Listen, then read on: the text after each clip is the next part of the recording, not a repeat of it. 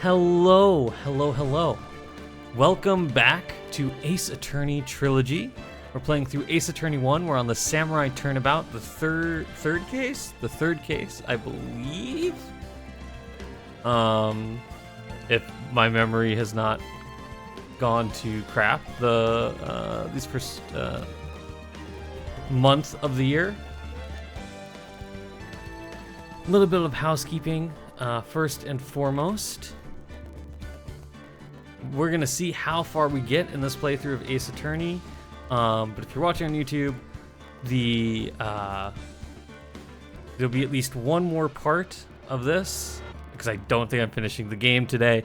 There'll be one more part of this week, and then the rest of this week we're gonna be playing the Monster Hunter Open Beta Test number 2. That will go live at the end of this week. And so we'll take a break from Ace Attorney, we'll do that, and then if we haven't finished Ace Attorney 1, we'll jump back into Ace Attorney 1 after the beta test.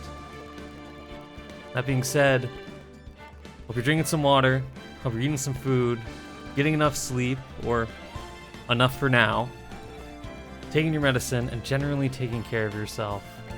It's all we can do for ourselves is to try to take care of ourselves the best that we can. But without further ado, let us get back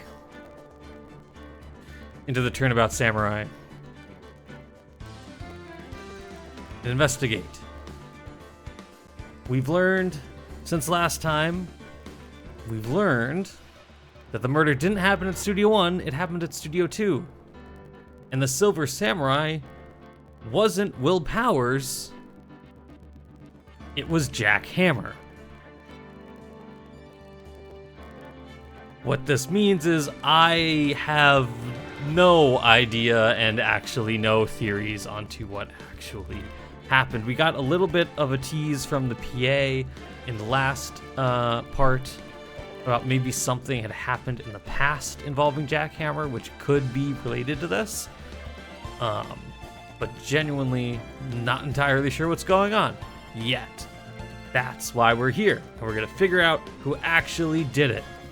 Because in this legal system, that's how it works. We can't just prove that Will Powers didn't do it. We have to actually answer who did. We were given homework by the judge to basically solve the entire case and do the job of the police and detectives. So let's hop right back in.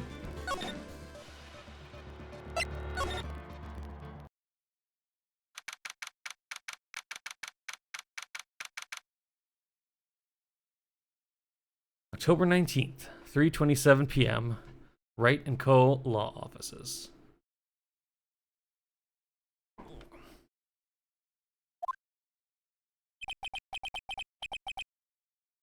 That was a close one, huh, Mia? Really? Too bad, I'm sorry I missed it. Maya! So, what happened? Well, I think I've got a pretty good idea who did it. Now all I need is a motive and proof. Oh no! My battery. Well, let's see how long that holds out. Wow, good going, Nick. Hello, Landmaster, welcome in. Under the initial trial system, tomorrow is the last day we have. Initial trial? What's that? That's the new court system they introduced 2 or 3 years ago. Yeah, absolutely, man. It was cool to see you. Cool to see what you're playing. You were playing Black 2 or White? Which version were you playing? Black 2 or White 2?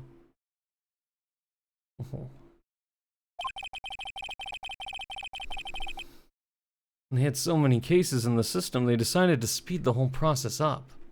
White 2. Nice. So, under that system, trials have to end in 3 days? Yeah, pretty much. Well, we've no time to waste.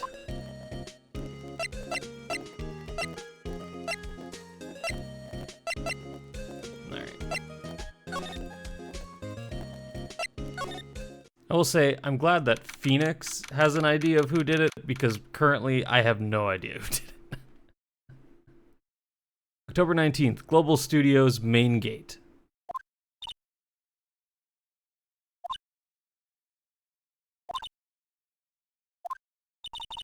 The old windbag sure is quiet today. You know, this place is really peaceful like this. Nick, I think your guard's down. Yeah. Bet we could even eat those donuts in the guard station if we wanted. This case is kind of bonkers.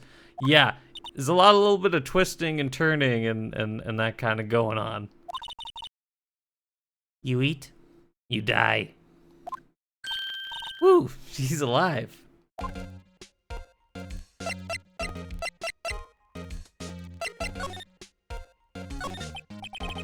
I was wondering about D. Vasquez, the producer? Oh yeah? Well, that's something to look forward to.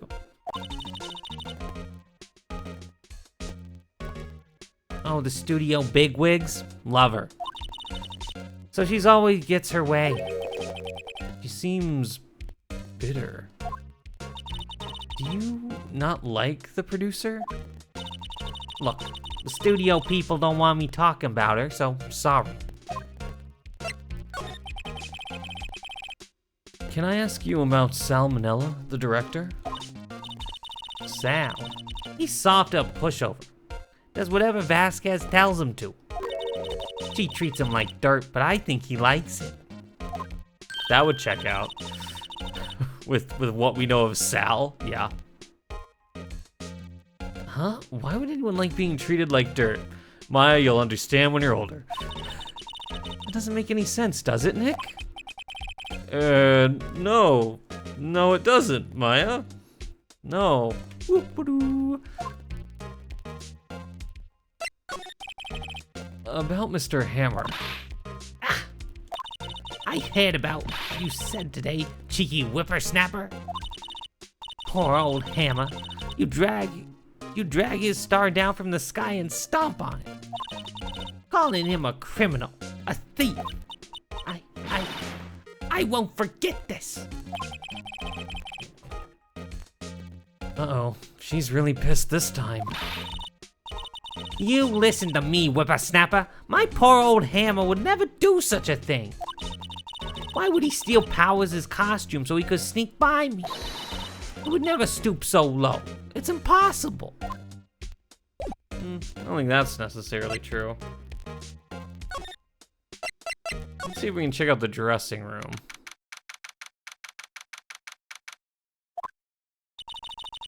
I guess they're not filming today either. I did want to see them filming, just one time. And the trial will be over and done by tomorrow. You can come see them film later. I guess. And this is where you found the bottle of sleeping pills, right? Uh-huh. I wonder if there's any other clues lying around. Yeah. No, no, no. No touching.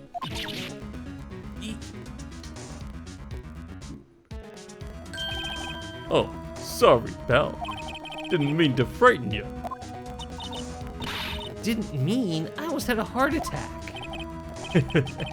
I guess I can be a little dramatic at times. I suppose it's the actor in me. Dramatique indeed. Anyway, I'm here to examine the plate on that table. Wait, are you looking for sleeping pills? Yeah, pal. Traces thereof. So you're looking for traces of sleeping pills? For a thorough examination, I gotta take the plate back to the precinct. But I have the capabilities to make a cursory examination right here. Our science guy given me some testing solution. This reacts to these sleeping pills, see? If there's traces, it'll change colors. Wow, neat. Well, Detective Gumshoe, what are you waiting for? Now, everything in due time, pal.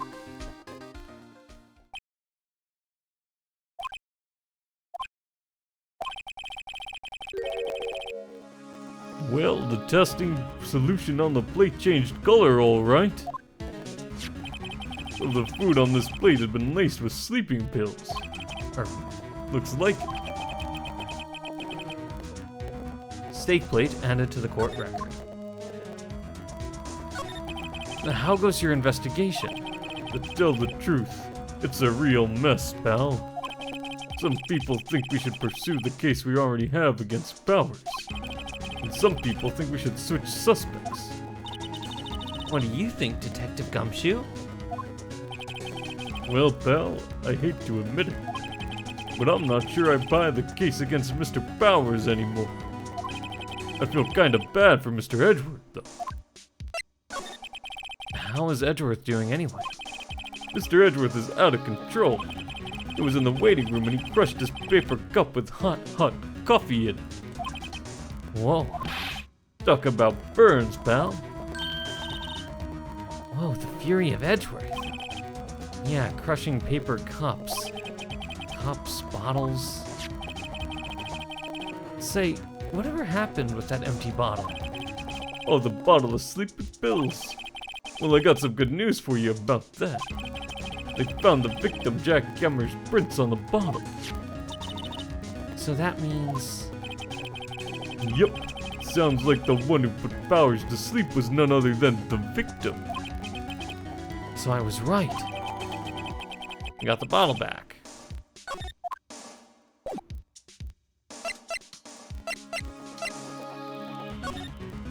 Check the dressing room.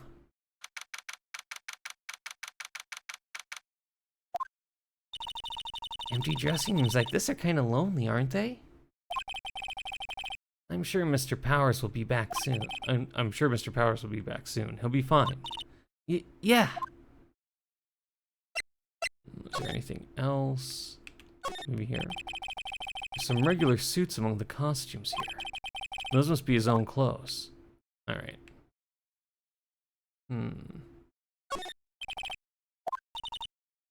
I hope WP can come pick it up himself soon. Soon. Alright. Okay. Move. Go back.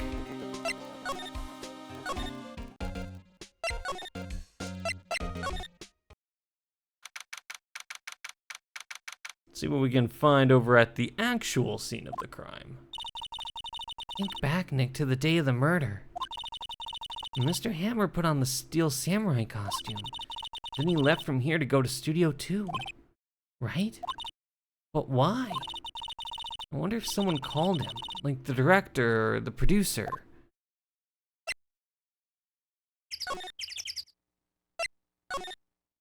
Don't know.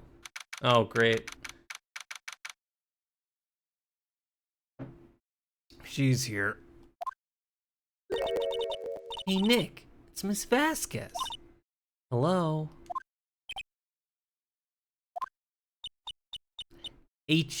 Hello?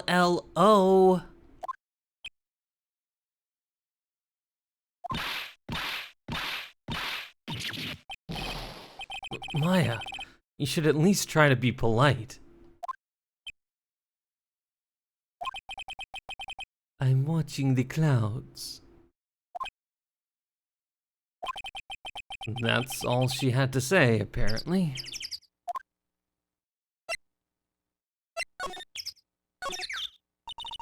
Excuse me, Mr. Hammer came here on the day of the murder and... Shh. Perhaps you didn't hear me.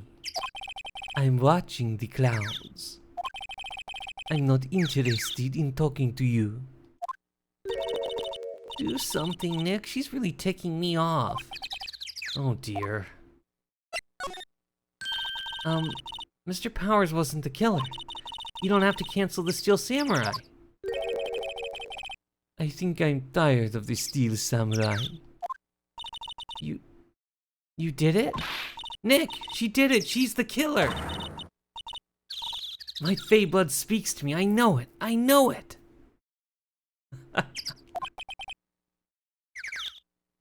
Oh dear. Absolutely, like... Could you try to help me at all? Give me anything? No? Cool. Hope the pipe tastes good.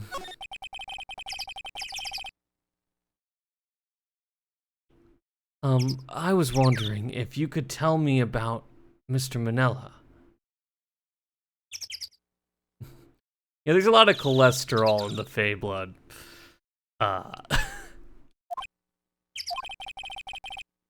If you must talk about that man, perhaps you could talk about it in the trailer by yourselves. Oh dear.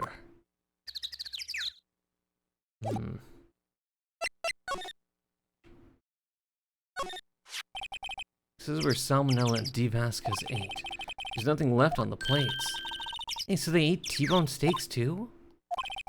Something wrong? I don't know, I'm getting this funny feeling. Something about this just feels odd, you know? Can't say that I do. Phoenix, you gotta listen to the eating champ out here. An incinerator. It's already covered in soot. They must not clean it much.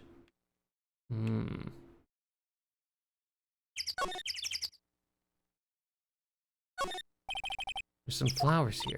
Oh, so pretty. They're taking good care of these.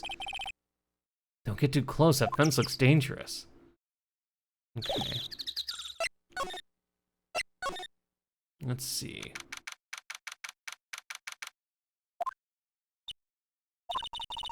Wasn't the assistant cleaning up yesterday? Funny, it still seems pretty messy in here. I guess she was still on a high from getting that rare card she needed. Well, that's a good point, though. Done all this stuff. Looks like they were designing a set to use for the Steel Samurai show. I've got some figures on how much the set costs. I can't believe they spend that much money on those sets. Anything in the trash now? Nothing in here that could be a clue. Just some paper cups and crumpled documents. That's where they had that meeting. Okay. Can't do anything with her.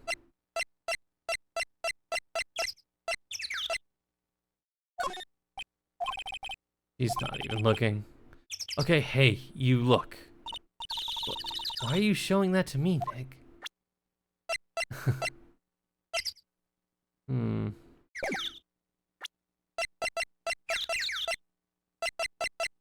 can check those. I can't check anything else. Oh, maybe that's the key. Actually. It's not even looking. Okay, hey, you look. Nope. Well. Let's see.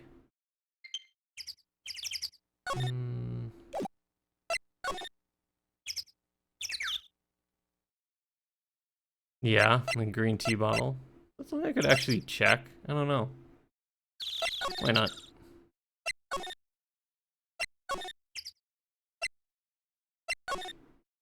Thing here. Yeah, no.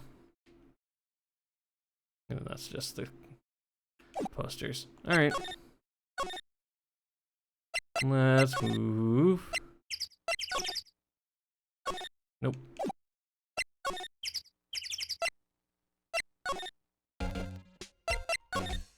Nothing to talk to you about.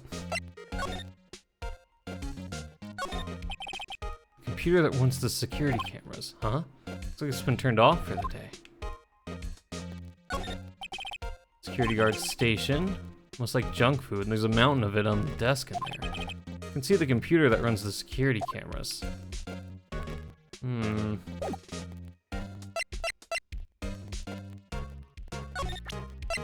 want to look at this? Miss Oldbag, what do you think of this? I'm not in the mood for thinking. Thank you very much. That's fair.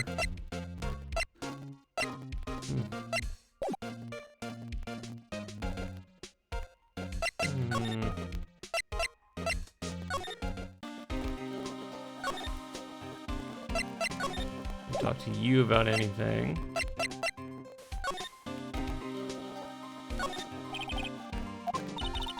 Oh, they've seen the wisdom at last. They know if they fixed it, I'd just kick it off again. Not you just kick it off. Oh, that poor assistant. One of those electric-powered bicycles. I don't know about these. I mean, what's the point?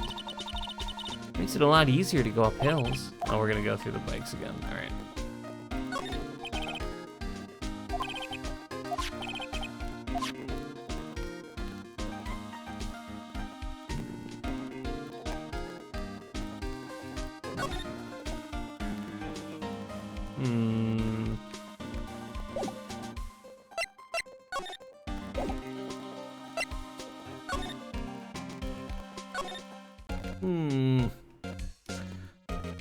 Do I have to show someone? Do I have to go somewhere? Go back to the scene of the crime. Nope, wrong way.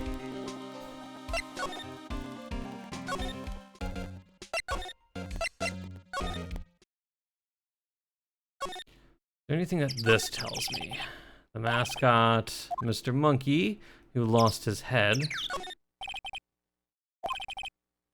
Studio 2 is the real scene of the crime. Say, Nick, how did you figure that out again? Well, actually, it's a long story. I'll tell you another time. Aww. Okay. See what we can find. Light van for moving staff and equipment around. Well, let's go for a drive. Sure, if I had a license. Oh, right. You just carry the badge, you don't have a license, you bike everywhere. Of no help.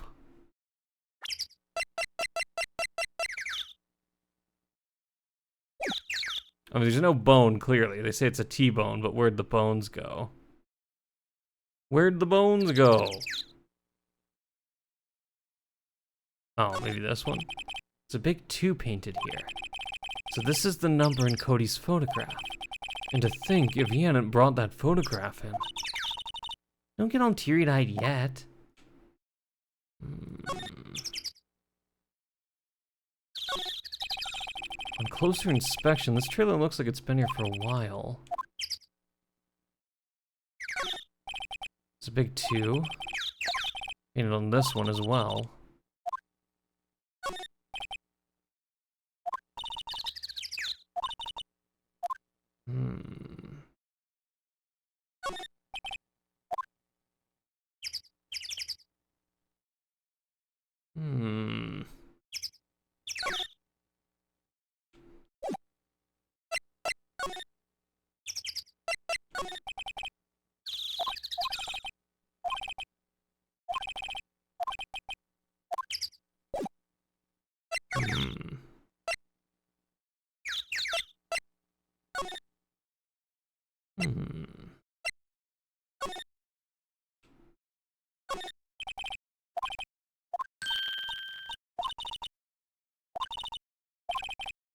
We're going through all of our samurai posters again.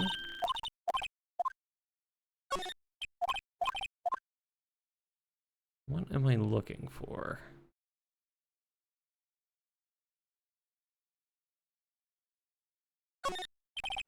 This is frosted. Done everything in here.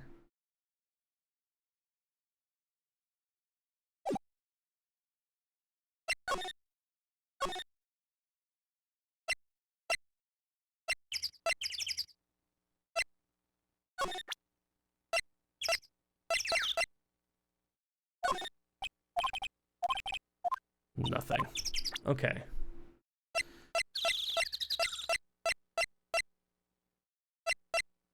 It does look quite refreshing. That drink that's in there. We got nothing.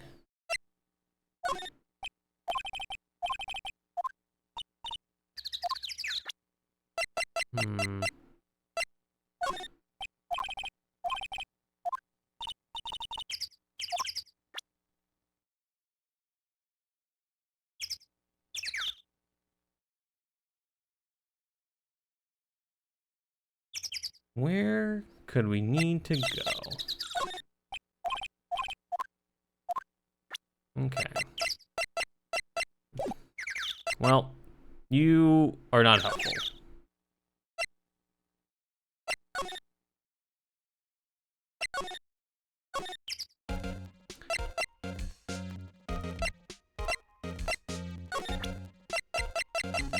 Want to take a look at the scrapbook? Not in the mood for thinking, thank you very much. Well.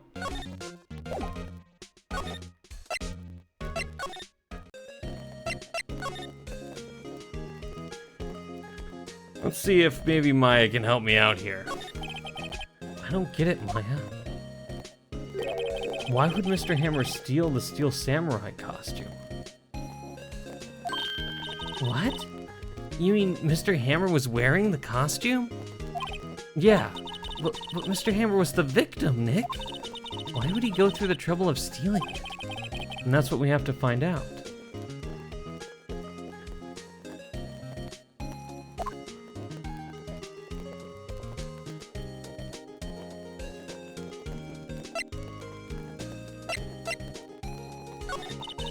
What happened with the director's testimony?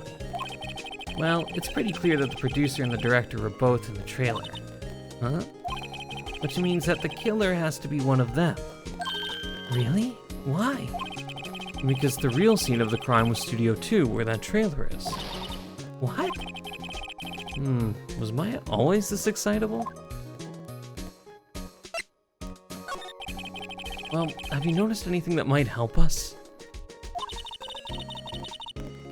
I can't see what's going on when Mia's here. So no, I haven't noticed anything. Right. Maybe we should go talk to WP. Need powers, right. There we go. Alright, Mr. Powers. What's up? Mr. Wright, you did very well again today, thank you. Oh, thanks. Could you not look like you're about to burst into tears? Wow, Nick, you must have really wowed him in there. And could you wipe that grin off your face? Hey, WP, only one day left. Let's make it count. Okay, have a little faith. You make wording, phrasing, you make it sound like he's gonna die. Yes, though there's not really anything I can do to help. I'm not really sure what I can do either. Great. That's the three of us then, huh? Please, this is no laughing matter.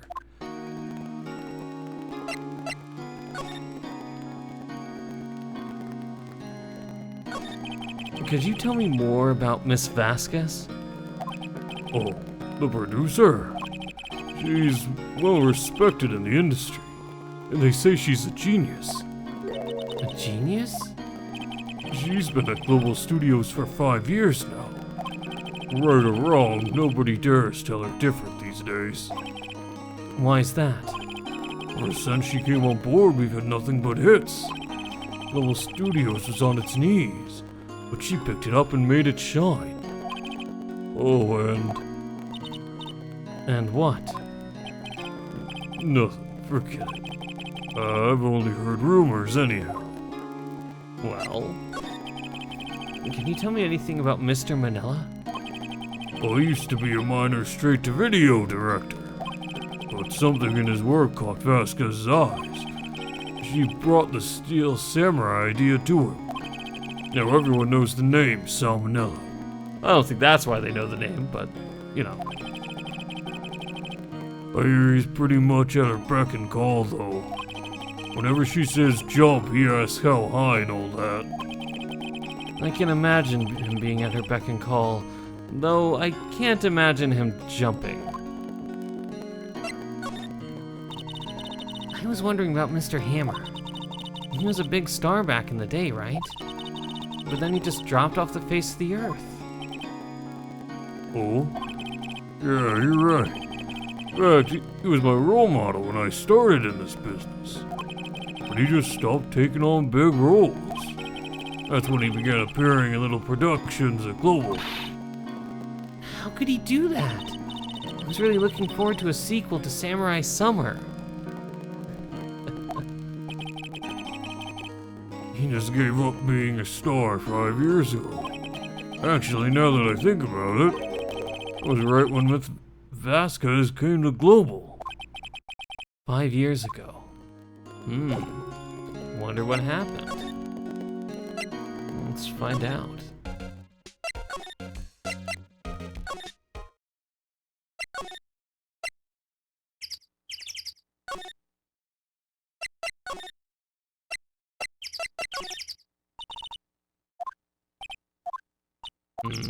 Nothing new.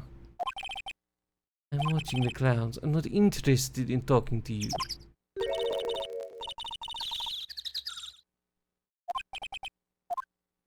Yeah, it does seem they have a very one-track mind at the studio. Samurai plus other word equals maybe success? Okay. Let's move back to... Well, is there anyone in here now? Nope.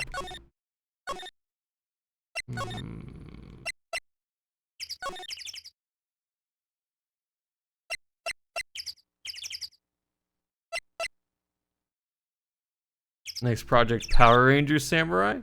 It would probably, it'd probably actually do pretty well. Maybe not if Salmonella is involved, but, you know. Get an actual director.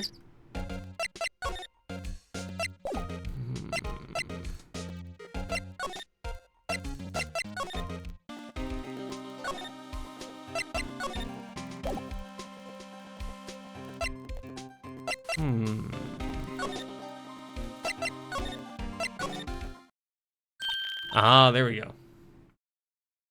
Oh, hello. What are you doing here? Oh, I was just cleaning up the dressing room.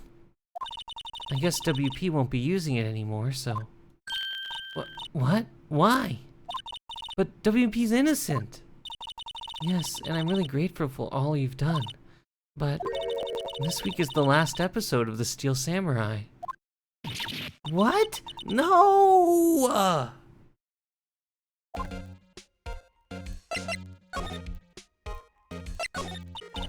What do you mean, the last Steel Samurai? I know it's a shock, but nothing can be done to save it now. Whoever really did kill Mr. Hammer also signed the Steel Samurai's death warrant. No. Also, I hear that Global Studios is gonna change its programming. They're not gonna make kids shows anymore. Still gonna make samurai shows? What? Why? I don't know. It's sad, but that's what Global Studios decided. Why aren't they going to make kids shows anymore? The studio bigwigs don't want the Steel Samurai around anymore. And they want to forget all this ever happened. They want it quiet, you understand?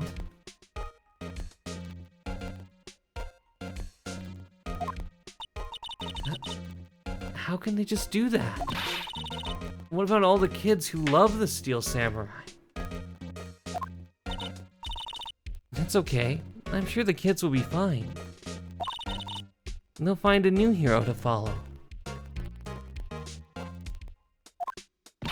No, that can't be true. If the programming just ends, they'll be heartbroken for sure. Nick, say something. Yeah. I think evidence rather than words is called for here. Give me 1 second as I try to plug in my controller.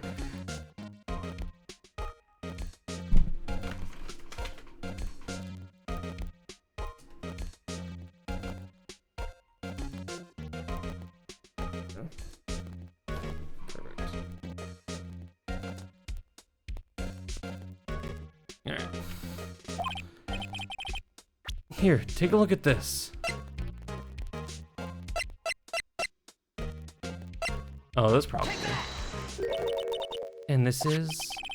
A fan collected all of these photographs.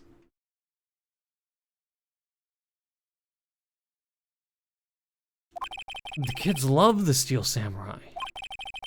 And the show shouldn't be canceled just so some adults can save face. I would think you would understand that better than anyone. You're right. Okay, but what can I do? Well, for starters, you can tell me something. Tell me what it is that Global Studios is so intent on hiding.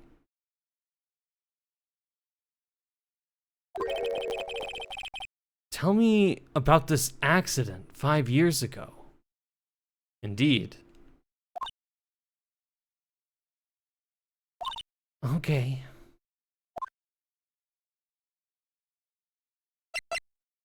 That simple? I was wondering if I could ask you about Mr. Hammer. Yes. On the day of the murder, he went to Studio 2. Huh? I thought he went to Studio 1. He stole the Steel Samurai costume too. What? Why would Mr. Hammer do something like that? Oh, I guess the rumor must be true then. The rumor? Was he supposed to be the Steel Samurai? Yeah. Miss Vasquez, that producer, had some kind of hold on Hammer. She had some dirt on him. He'd do anything she said, apparently. Oh? Some dirt? What dirt? Dirt, you know, bad stuff. Oh, so not like topsoil, no, like nothing like that, potting soil. Am I in for one hell of a doozy? Well, that's gonna be fun and exciting. About 5 years ago, they were filming a movie starring Mr. Hammer.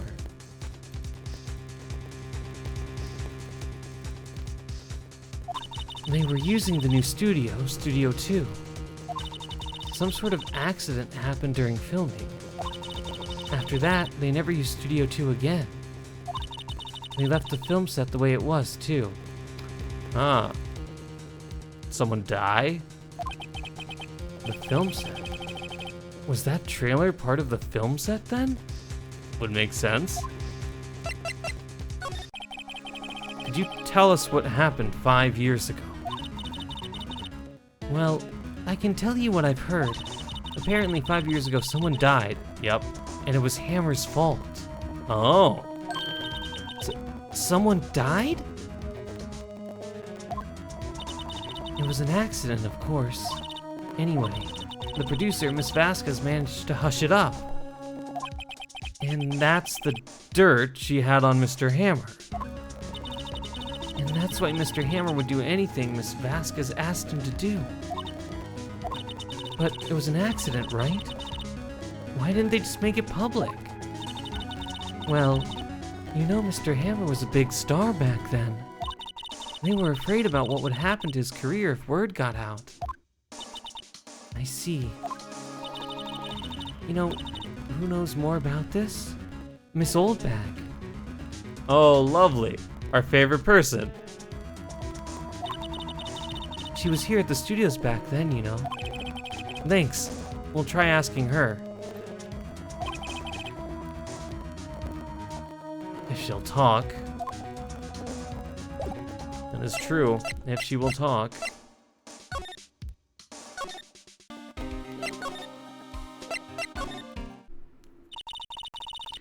What are you still slinking around? If you like the place so much, why don't you take over for me? The old windbag doesn't look so good. Everybody's doing their darndest to forget Hammer. What do they think made Global Studios what it is today? Hammer. It's all due to Hammer. She's starting to froth at the mouth, Nick. Maybe we should keep a safe distance. I wanted to ask you about 5 years ago. Wrong question? Who told? What did you hear? Who did you hear that from? Huh? Nichols. Nichols? Nichols, Nick, Penny Nichols, the assistant we talked to. Oh, right. Anyway, we heard about the accident. It was during filming with Jack Hammer. He killed a man, didn't he? Whippersnappers! Dredging up dirt on someone's past like that. And the recently departed, no less. I suppose you think this is fun. No, I'm just doing my job to protect Mr. Powers. And you claim that Hammer stole Powers' costume? You expect me to believe that rubbish? Or do you have some kind of proof? Proof that Hammer stole Powers' costume. Maybe? I'm sorry, Miss Olbeck, but I can prove that Mr. Hammer stole the costume.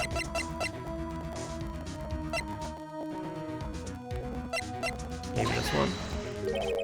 Here's my proof. What? What's a little empty bottle supposed to prove? It's a bottle of sleeping pills with Mr. Hammer's fingerprints on it. What does that prove? I'm sure old Hammer had some sleepless nights.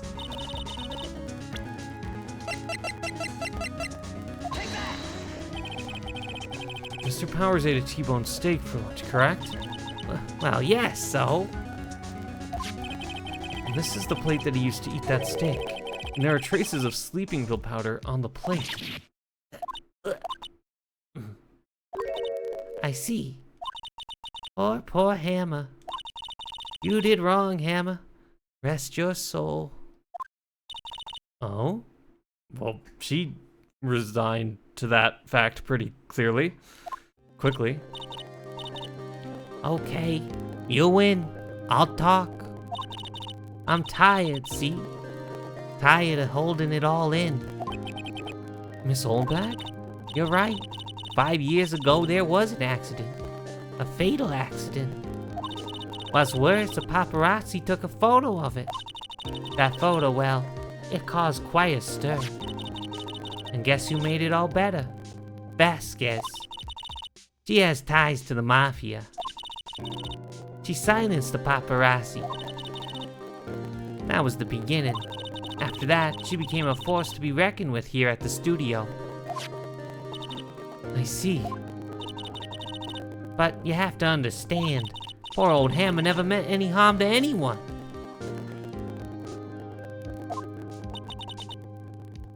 Miss Oldbag? Hold on a minute. Poor Miss Oldbag. Here, take this. A photograph? Oh. Oh. Wait a second. What in the world? This is the picture. This is the picture. Is this the trailer in Studio 2? Hammer was supposed to fight with the bad guy on the top of those stairs there.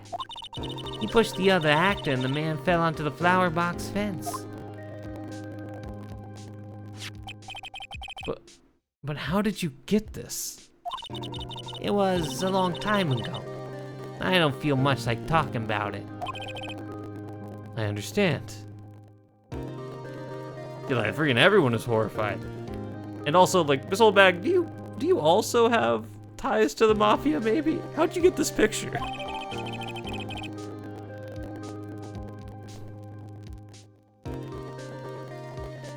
Kind of want to know though. Did they just leave him on the spike until he kind of bled out? I don't know that would have been instantly fatal. That would have been a very painful, slow death. Ugh.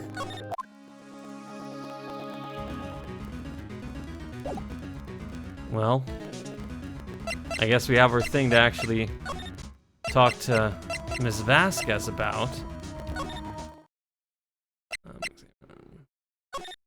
Nope, not examine.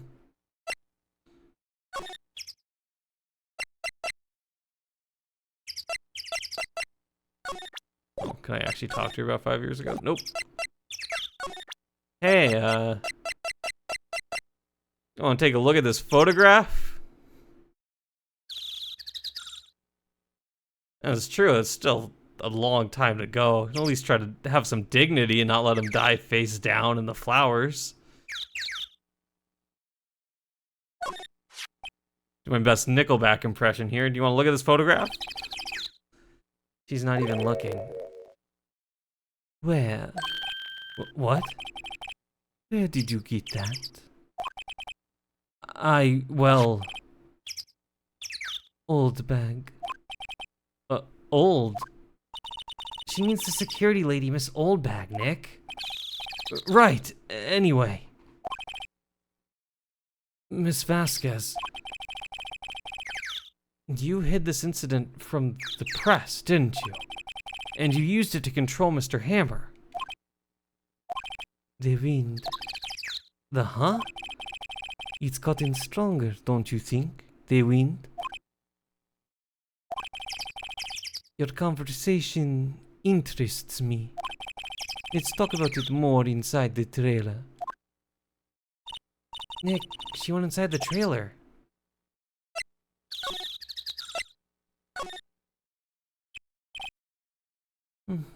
You came. Well then, what was that you were talking about? Why is she so eager to talk all of a sudden? Miss Vasquez, you were using that accident. You were blackmailing Mr. Hammer so you could control him, weren't you? And that's why he was doing kids shows for petty change. So I'm a blackmailer now? Well, that's what it was, wasn't it? I mean, sure, it was an accident, but you used it to drag Mr. Hammer down from his rightful place as a star. Okay, he did, even if accidentally, kill someone, Maya. Let's, you know... Let's not go whole hog on separating the artist from the art here a little bit. Should face, you know, some consequences for that. Oh, I haven't pulled anyone down from anywhere. Mr. Hammer's career went sour on his own accord. But you were the cause. You pressured him. And to think it was just an accident. Excuse me. What is this all about? You keep saying accident, accident. How are you so sure? What do you mean? Must I spell everything out for you? Think. What would it be if it wasn't an accident? No. No way. You mean Mr. Hammer did it on purpose? That is what I mean. Where's your proof? Can you prove it? Just think. Would he have let me ruin his life for 5 years over a mere accident? And I ran him hard, believe you me. But the security lady said it was an accident. Oh, well, she was a big fan of Hammer's, you see. She jumped on the reporter who brought that photo into the studio. She wrenched it out of his hand, she did. Gave him a few bruises, too. So, that's why she had the photo. She's an old fool. Of course, all the reporter would need is the negatives. He could have made a copy. But he didn't. The only copy of that photo is the one you hold. Give it to me, now. What? This is valuable evidence. Boys? You know...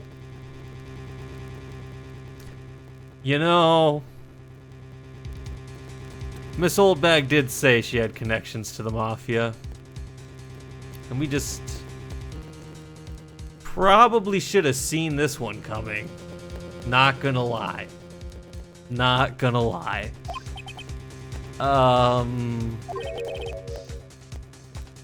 Who are they? Professionals. They're good at erasing various things. Clearly they were in the van the whole time. We just didn't see them. Again, raises other questions though. Why didn't she just take it from Oldbag? Whatever. This is fun. Oh, thank you.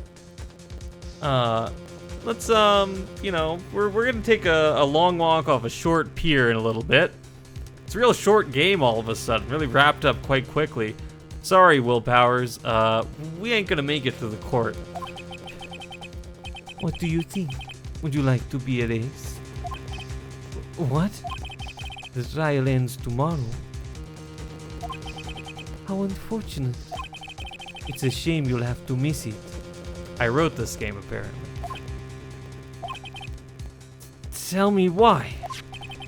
Why do you want this photograph so badly? This is Mr. Hammer's dirt, no?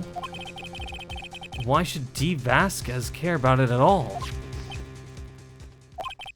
I'm sure you'll have plenty of time to think about that, where you're going. So long, friends. Boys, erase away. No!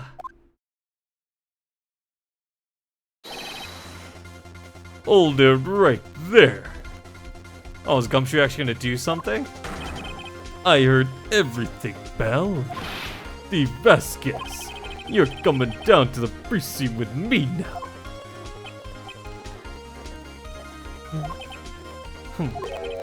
Not bad. Very well. It appears this contest will be decided tomorrow then, in court. I'll be looking forward to it.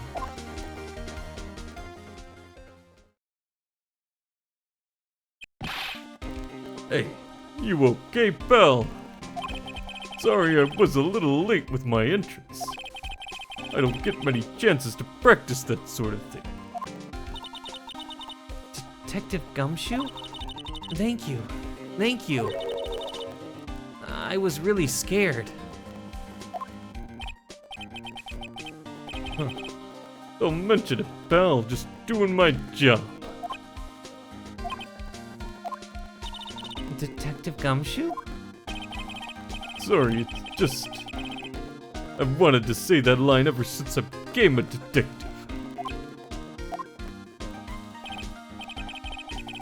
Okay, I've got one more job to do today. I'm sure we'll run into each other again soon. Well, Nick, it looks like we're getting close to the bottom of this. And who's at the bottom? D. Vasquez. To be continued.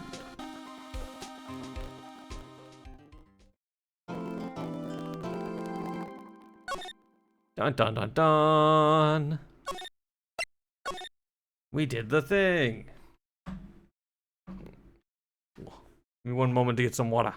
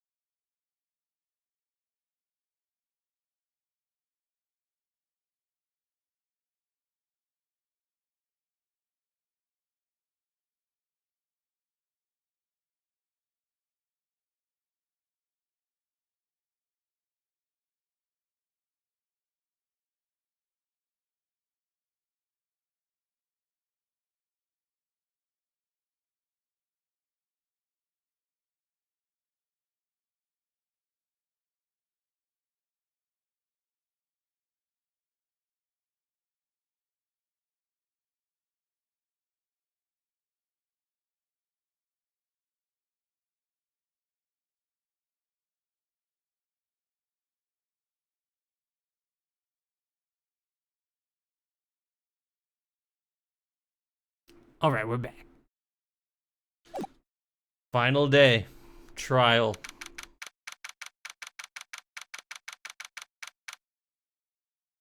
October 20th. 10 a.m. District Court, courtroom number 4.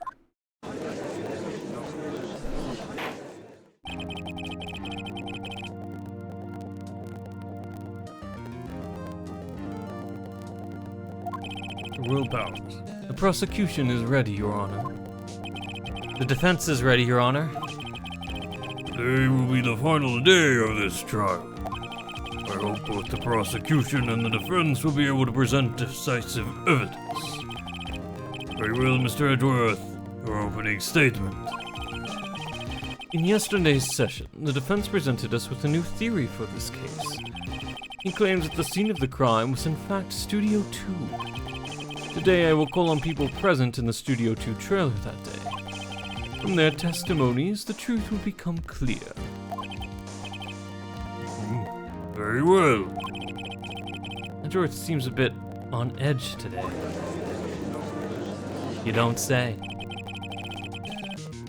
We call your first witness, Mr. Edgeworth.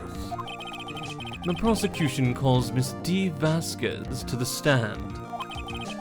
Miss D. Vasquez is a producer who was present at the Studio 2 trailer that day.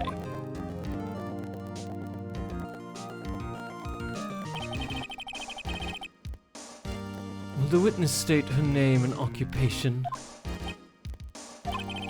D. Vasquez. I'm a producer for Global Studios. The day of the murder, you were in the trailer in Studio 2. As everyone here knows, yes. I dislike needless banter. If you must pontificate, do it when I'm not here. Very well, Miss Vasquez. Please give the court your testimony concerning the day of the murder. Nick, I know she did it. Make her pay. Right. If she's guilty, I'll catch her with her pants down, so to speak.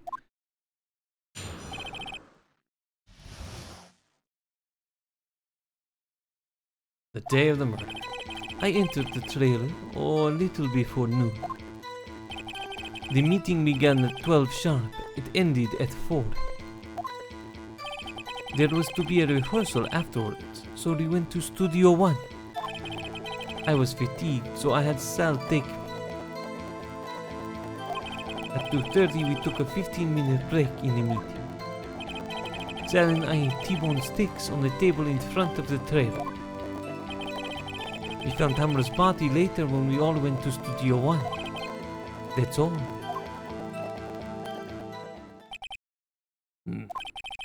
I have a question about one part of your testimony.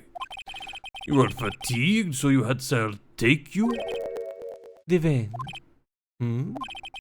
There's a van at Studio 2. I had him take me in it.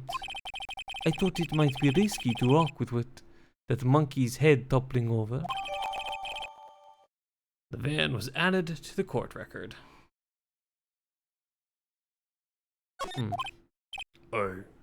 I see. Very well, Mr. Wright, your cross-examination. So the final battle, Nick, let's do it. Dun dun dun dun. I entered the trailer. I didn't look at anything here. Between 2 and 4 p.m. How did she know that the monkey's head was toppled over? A little before noon. Ended at 4. Let's press this for now. Did no one leave during the meeting? No one. Come on, let's talk a bit more about that. The witness did not come here to engage in idle conversation. Stop interrupting the testimony. The same could be said to you, Mr. Edgeworth. And please stop banging on your little desk. It hurts my ears. Rehearsal afterwards, so we went to Studio 1. So I had Sal take me. Hold on.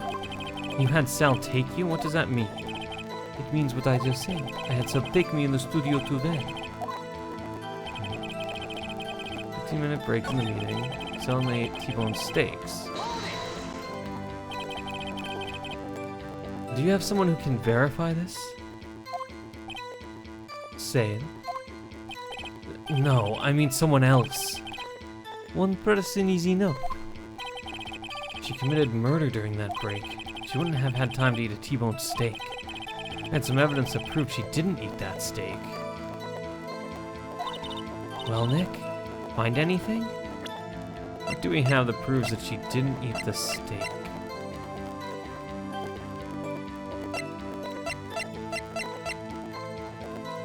Maybe this? Maybe. I kinda wish she'd said a little more. It's hard. I think she's pretty used to being the boss. But I'm sure you'll find some kind of contradiction in what she said somewhere. Okay, let's see this.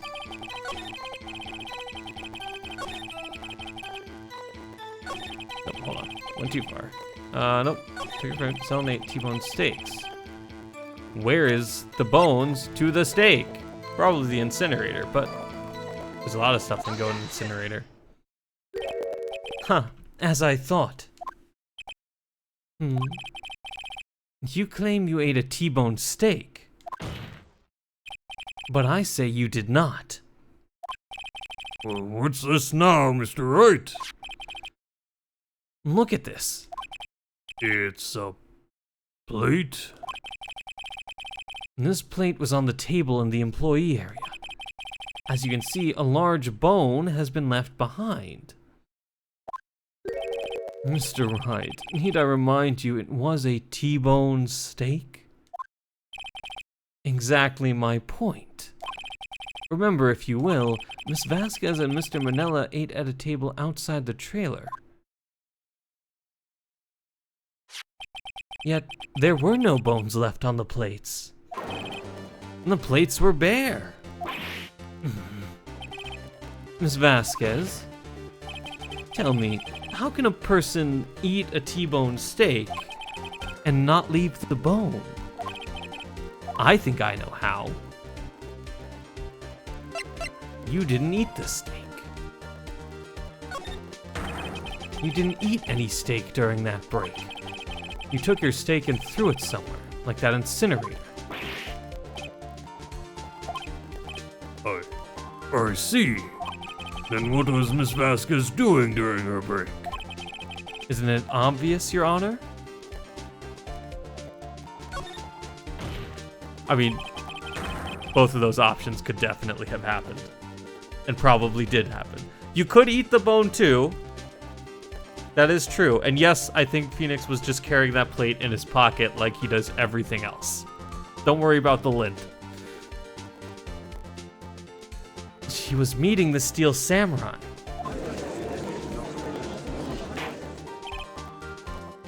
Order. Are you saying... Yes, Your Honor. As Miss Vasquez left the trailer to eat her steak, she ran into the Steel Samurai. And then you did it. You killed him with your own hands.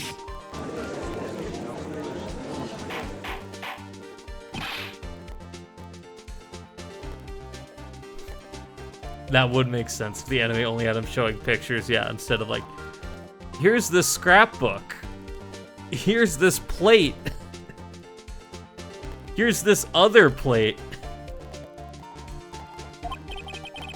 Isn't that a little presumptuous? What kind of stunt are you trying to pull, right?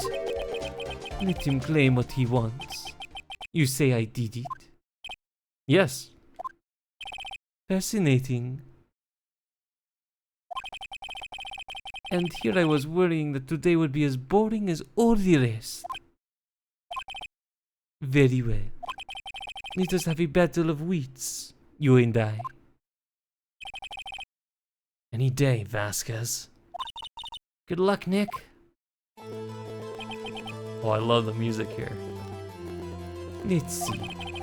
What was that murder weapon again? Oh, yes. The samurai spear? Yes. I am, as you can see, a woman of petite stature. How could I possibly use that heavy spear as a weapon? You couldn't. could you? I think you would have a great deal of difficulty using that as a weapon. Pretty much anyone would. Huh. You see? Yes. However, that has no bearing on this case. Meaning? The samurai spear was not the murder weapon. What? What is the meaning of this? The spear was found lying next to the victim's body. I have proof, Your Honor. I can prove that the samurai spear was not used as the murder weapon. Okay, so there's two ways of doing this. There's this, or there's also the other photograph. But it's duct taped, man. I present my proof, the so-called murder weapon. But that is the murder weapon. Not so fast. Remember that this spear broke during the morning action scene run-through. But someone fixed the spear. It was the security lady. She fixed it with duct tape. Now tell me, how is it possible for someone to stab a man who is wearing a thick costume with this through the chest? Order, order!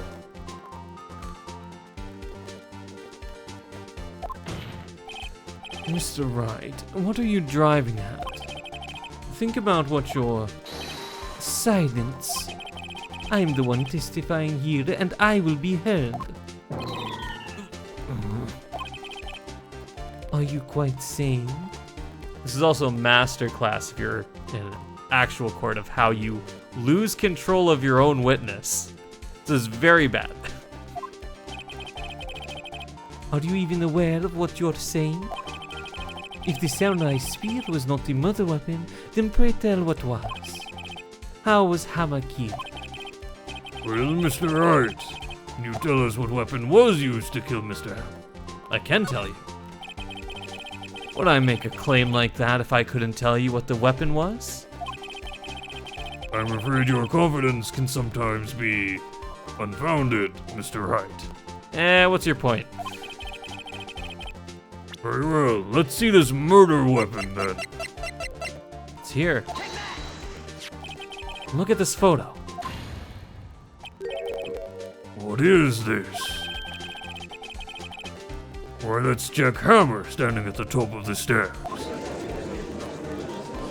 Also, hey Judge, we solved another murder from like 5 years ago. I know that wasn't part of the homework, but do you think we could get some extra credit? Order, order! If I cannot have order, this trial will be suspended. Mr. Wright, what is this all about? This photograph is from 5 years ago. There was an unfortunate accident at Global Studios. This is a photo of that very accident. Not a word of this was leaked to the outside. It was a close-kept secret at the studios. What does this have to do with the current case? Mr. Edgeworth, you still can't see it. See, the fallen man in this photo. See how the fence post pierced him through the chest? What? Are you saying... Yes. What happened 5 years ago?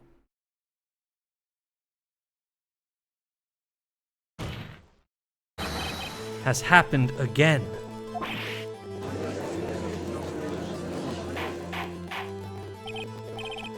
Right, continue. It's 2:30 p.m. on the day of the murder. Miss D. Vasquez meets Jack Hammer outside the Studio 2 trailer. Then she did it. She pushed Mr. Hammer off the stairs and onto the fence. Just like Mr. Hammer had himself done 5 years ago. Though whether she did it on purpose or by accident, I cannot say.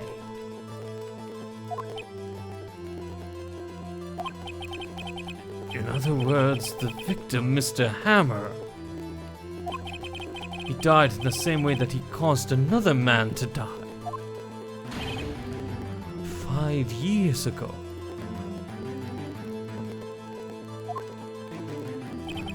Precisely. Ironic, isn't it? Hmm. Very creative, Mr. Wright.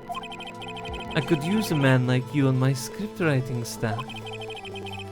You deny that what I say is true? Mr. Wright, let's say for the sake of argument that Hammer died at the trailer as you say. If the body was found at Studio One, was it not? And in the evil magistrate's costume, no less.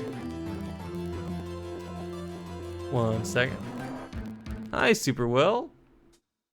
Thanks for the raid. How are you doing?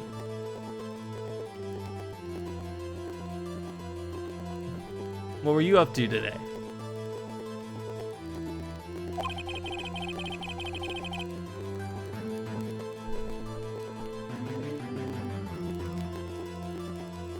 Are you then claiming that I carried the body to Studio One?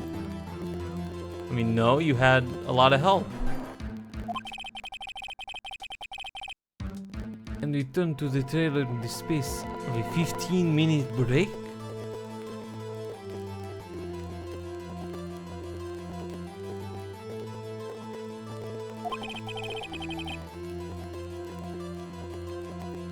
How could I have disposed of the body?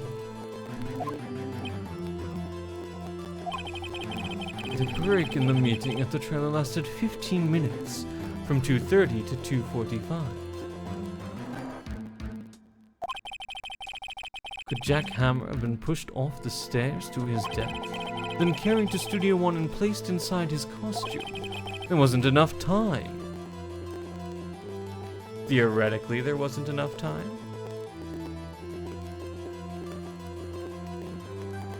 The third case is going pretty well. We're on the final day of the trial. I got a bit lost for a little bit, not gonna lie.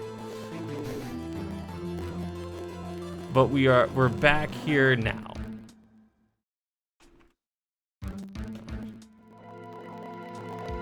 But we've made it back.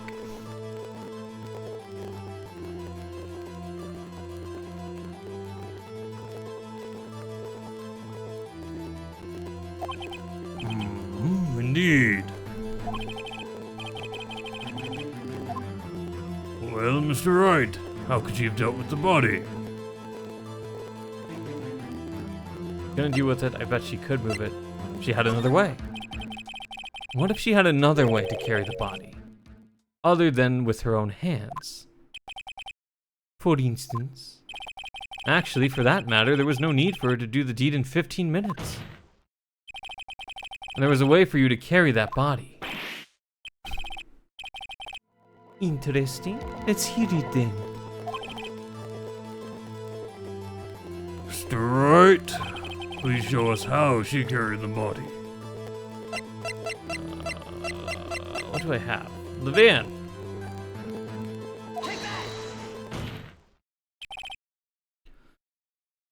Miss Vasquez, you carried the body to Studio One. And you used the studio van to do it.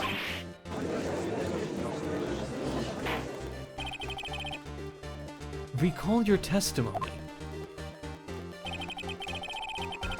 There was to be a rehearsal afterwards, so we went to Studio One. I was fatigued, so I had Sal take me. There was a van there right as I had Sal drive me.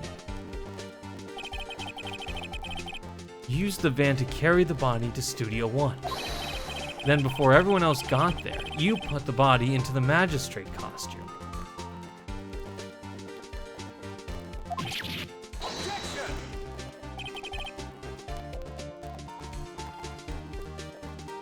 Hold on, right? Don't forget, it was Salmonella that drove the van. Are you suggesting that Mr. Manella was a co-conspirator? Of course he was. Of course Salmonella has to have been a conspirator. The body had to be placed in the van and put into the costume. There's no way Miss Vasquez could have done that alone.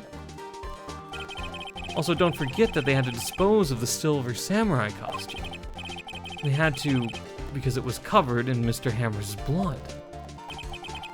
They probably burned it in that small incinerator.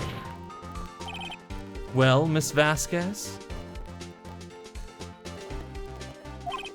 Shall I continue? No need. You're smarter than you look, Mr. Wright. I lose. You win. It, was fun. I win? Everyone's just loading, buffering. So what happens next? Don't me. Don't you have anything to say? What would you like me to say? Huh? I lost? Something like that? I just said that. Wait, so you mean D. Vasquez? So it was you? You killed Jack Hammer?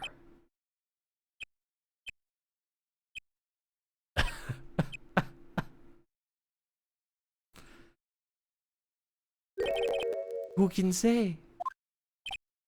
Huh? Are you sure I did? Mr. Wright? We just engaged in a battle of wits. In the result of that battle, you proved the possibility that I murdered Hammer. Right. But that is only a possibility. Proof is another thing altogether. You lack decisive proof, Mr. Wright. What? What?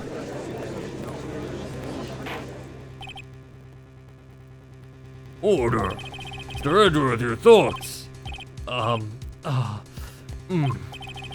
course, as the witness says. Certainly, it does seem very likely she did it, but there's no proof. Edgeworth isn't sure. Well, I came here as a witness today. If you've no more questions, I'll be leaving. What do I do now?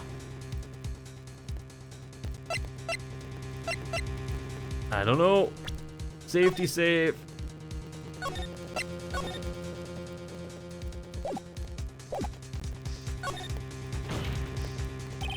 Miss Vasquez, you did it.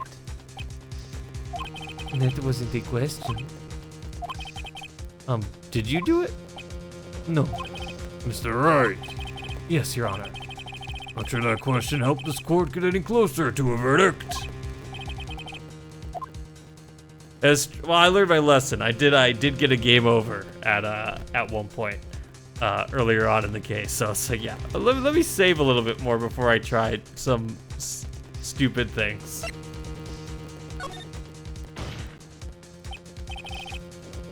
I'd like you to testify again. Testify again? Know when to give up, Mr. Wright. Think about it. Even if I were to testify again, what's the point? I can only say what I said before. The truth, Mr. Wright. I've already said all there is to say. That is true. It gives you the option to say basically before every choice. What would happen if I said it again?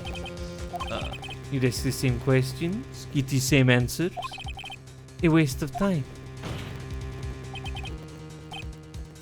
Damn. I've come so far only to fail.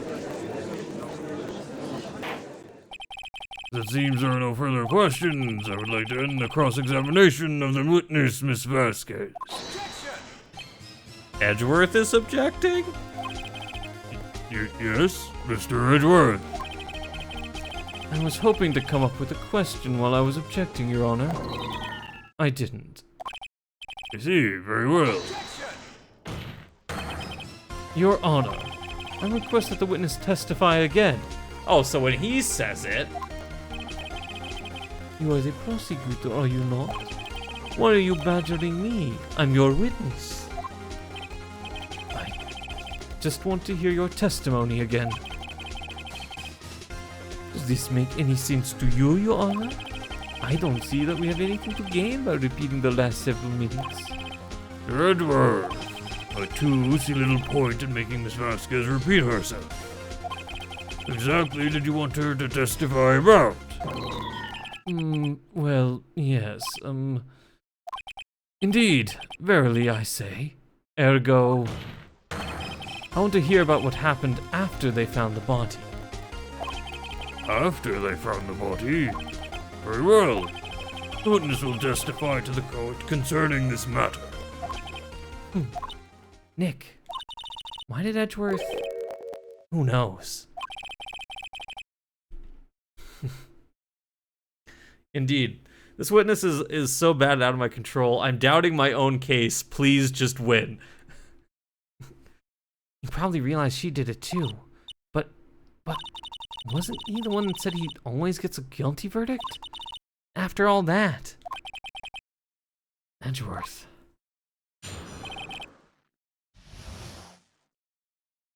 After finding the body. I was with Sal and Oldbag, the security lady, when we found the body. The assistant was there too, only Powers was absent. I immediately called the police. Then Powers showed up.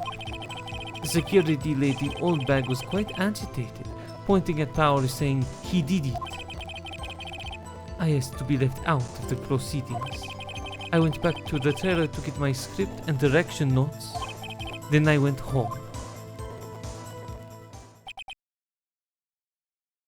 I see no issues raised by this testimony, Mr. Wright.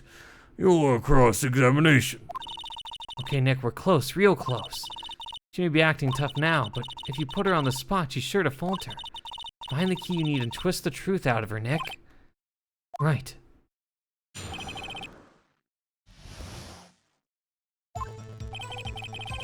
Found Womack when we found the body. What time was that? We were to meet at 5 for the rehearsal. So I'd say it was then. When exactly did you and Mr. Manella arrive at the studio? About 10 minutes before. I wasn't stuffing any bodies into costumes, mind you. Let's press harder. Where were the other employees when you got to the studio? They weren't there yet. Well, then you could have put a hammer in the costume with Salmonella's help. Oh, what did I just say? Did I not just say I wasn't stuffing any bodies into any costumes?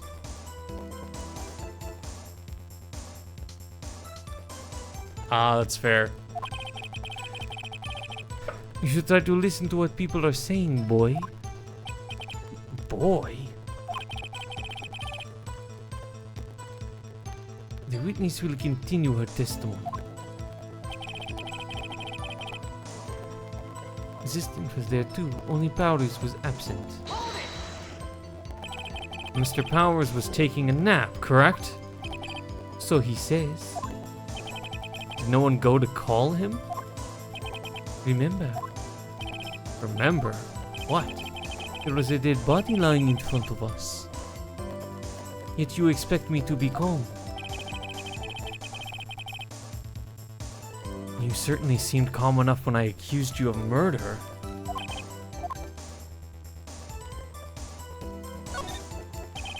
Wait a second. Wouldn't that be the other way around? The other way around? You discovered a murdered body and one person was missing, right? Wouldn't you normally go looking for the missing person? I have to agree with the defense on this one. Well, Miss Vasquez. Logically speaking, perhaps. But no one there was thinking very logically, I assure you. Also, without his steel samurai costume, Powers doesn't really stand out. We often left him on the bus when shooting at location. No one noticed he was missing. Poor Powers. Well, I suppose that explains that. Very well, Miss Vasquez, you may continue. We called the police, then Powers showed up.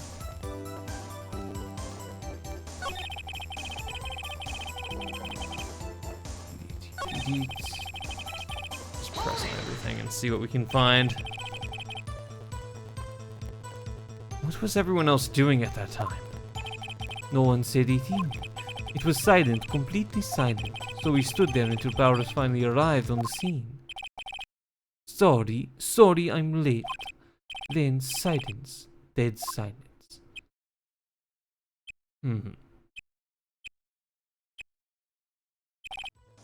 Silence? Hey Nick, why is everyone so quiet? Someone should do something to lighten things up. Agitated, saying he did it. Out of focus.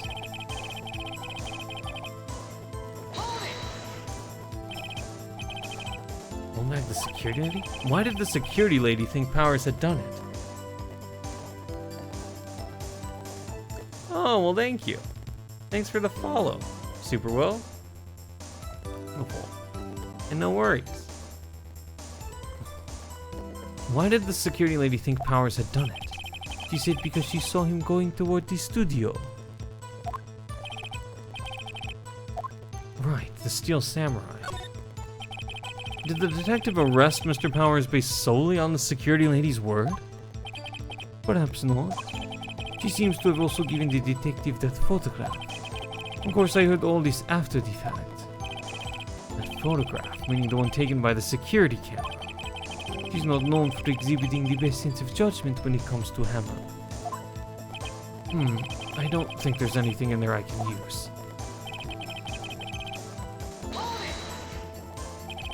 You asked to be left out? Yes. It seems that everyone else was questioned, and I'm really not fond of that sort of thing. But you can't just decide who the police will and won't question. Thankfully, the studio thinks otherwise. They were nice enough to understand that since we were in a meeting, there was no way we could have been involved, as they covered for us. Covered for you? Or covered it up for you? There must have been a lot riding on it, with all those bigwigs at the meeting. I'm sure her professionals helped convince everyone they didn't require questioning.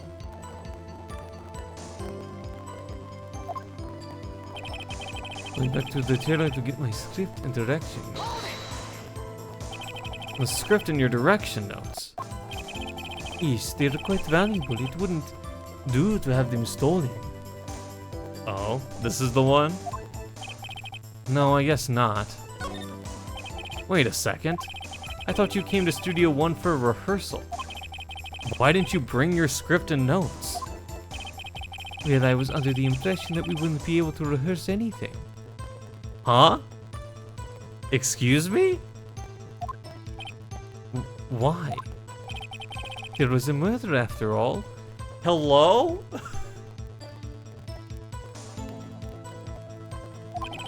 Who could think of rehearsing after that? Oh yeah, I guess. Very well. Hold on a second. She literally just said... She said she didn't bring them because there was a murder. I have an objection to the witness' last statement. Huh? Think. Miss Vasquez said she didn't bring the script because there wouldn't be a rehearsal. Don't you see what that means? She would have had to know about the murder before going to Studio 1.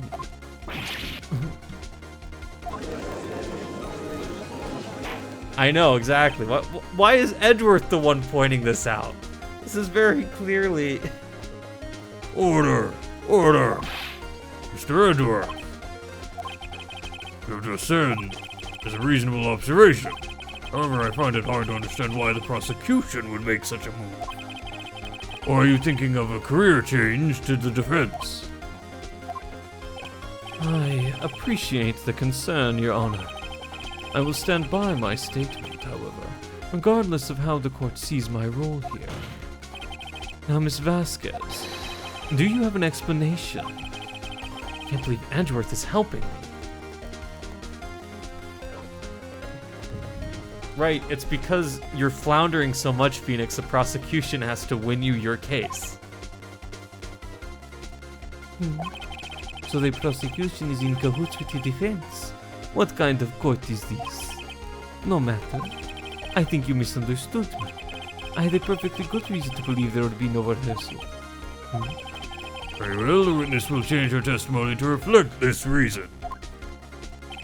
I knew that Amber was injured and couldn't do any action scenes, so I left them behind.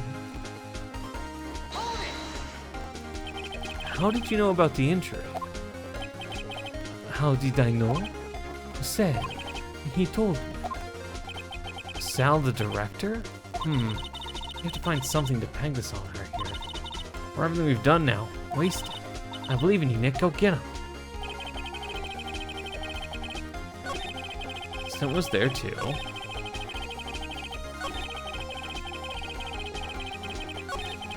my god. Back to the trailer. I knew that Hammer was injured, except Hammer wasn't injured. That wasn't the person. Yeah. Oh, yeah, I should save. Thank you for the reminder for that. Alright. Which evidence are we looking for? I knew Hammer was injured. Oh, maybe that one. I think it's this.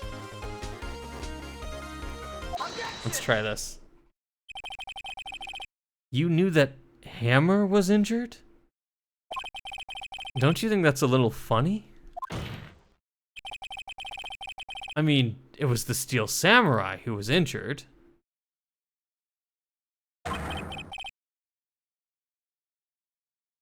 It was Will Powers. What?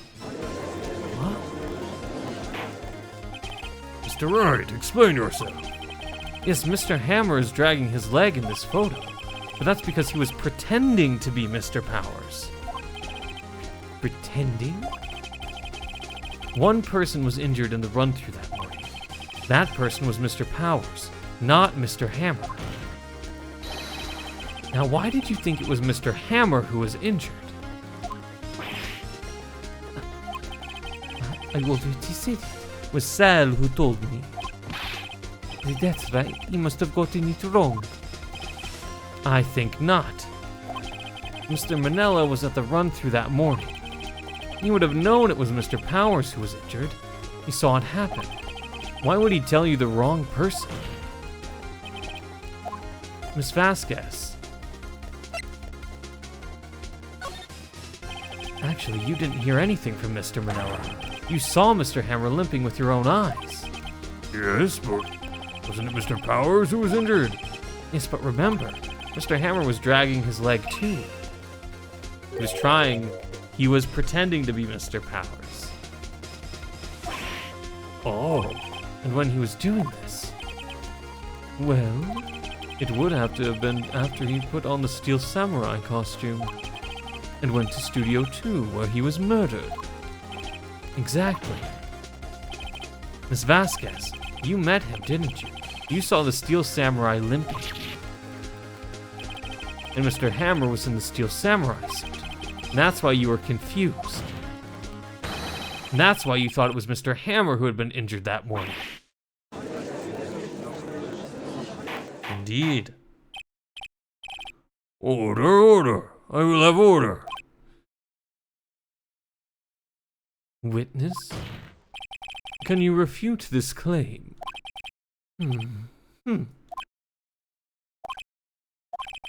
Yeah, let's see you sneak out of this one, Vasquez. Very well. I have a question for you. Why are the real killers always so persistent? Why in the world would I want Mr. Hammer dead? Yes, he'd fallen on hard times, but he was a star. I had nothing to gain from his death. Nothing. Yes, you would need a motive. Why would she have killed the victim? There is a reason it's unclear to this court. Does the defense have anything to say on the matter? In other words, can you prove she had a motive? Can I prove she had a motive? Yes. Okay, I have proof and I'll show it to you. I present to the court as evidence as to Miss Vasquez's motive for the murder. Which one could it be?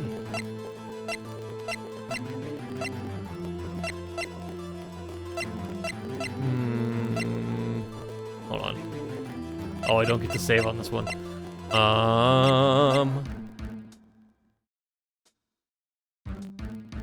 It's probably this.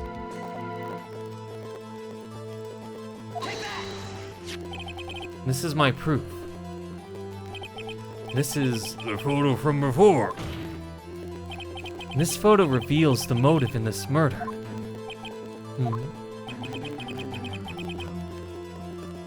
Yeah. I'm right, aren't I, Miss Vasquez?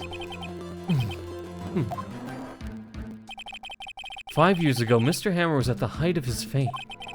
With D. Vasquez's help, a terrible accident was swept under the carpet. Ladies and gentlemen, the case currently up for trial. It began on that day, 5 years ago. Ironically enough, that accident precipitated Mr. Hammer's fall. His fall from stardom. His guilt weighed him down, no doubt. However, you, D. Vasquez, used Mr. Hammer. You made him work for you for petty change. Bringing us to the present day, and Mr. Hammer's last role as the evil magistrate. Yes, undoubtedly it was a constant source of shame for the ex-star. One moment, Mr. Wright. We're talking about motives here, yet you've only talked about Mr. Hammer. Almost seems as if it was Mr. Hammer who had killed D. Vasquez, not the other way around. What motive would Miss Vasquez have? Yes, that's right. According to what you say, I would have no reason to kill Hammer. He was a good source of income for me. And I never get rid of useful men. It's a policy of mine. All right. Please explain Miss Vasquez's motive for murder. Save.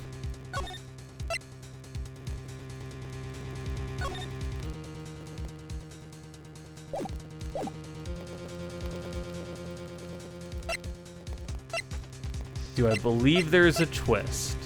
I think there is a twist. There was no motive. She had no motive, Your Honor.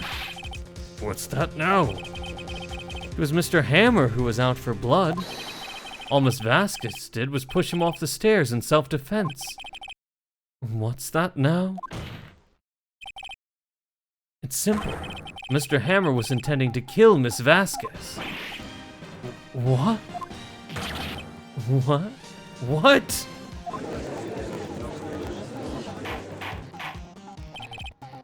Your Honor, Jack Hammer drugged Mr. Powers with sleeping pills. Jack Hammer snuck into the dressing room and stole the Steel Samurai costume. Jack Hammer wore the costume to fool the security lady into thinking he was Powers. Then Jack Hammer made his way to the trailer. And for what purpose, you ask? To kill D. Vasquez, who had so cruelly taken advantage of him all those years.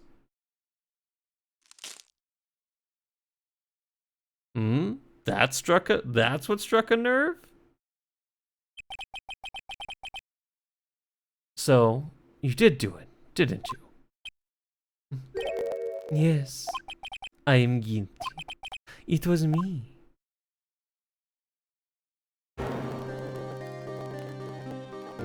Someone call an ambulance. There's blood everywhere. We're too late. Miss Vasquez. What happened here? Manuel fell from the trailer stairs. That's... Manuel! Miss Vasquez, please try to remain calm. No, how could this... It was an accident. Mr. Hammer was doing an action scene and... No, Manuel! Don't touch him, Miss Vasquez. No! Please don't die. Please.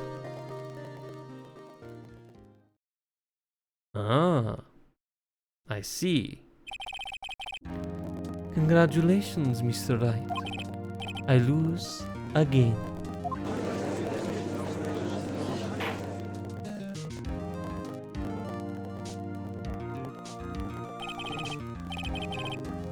Edgeworth, where's D. Vasquez?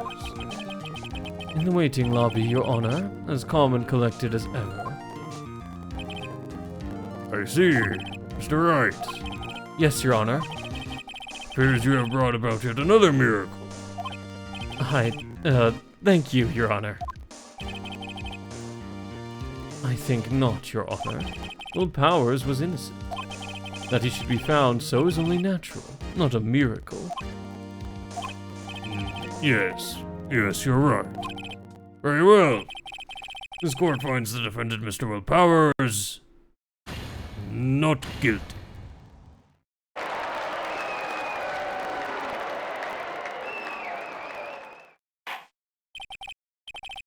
That is all. The court is adjourned.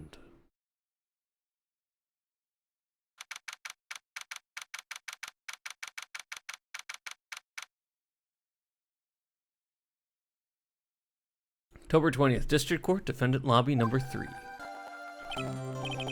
I don't know what to say. Thank you so much.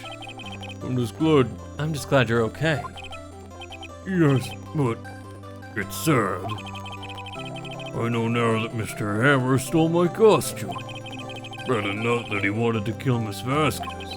To think that he tried to frame me for the murder makes me sad. Tell me why, Mr. Wright? Huh? Tell me, why did Mr. Hammer want to blame me? I don't actually know.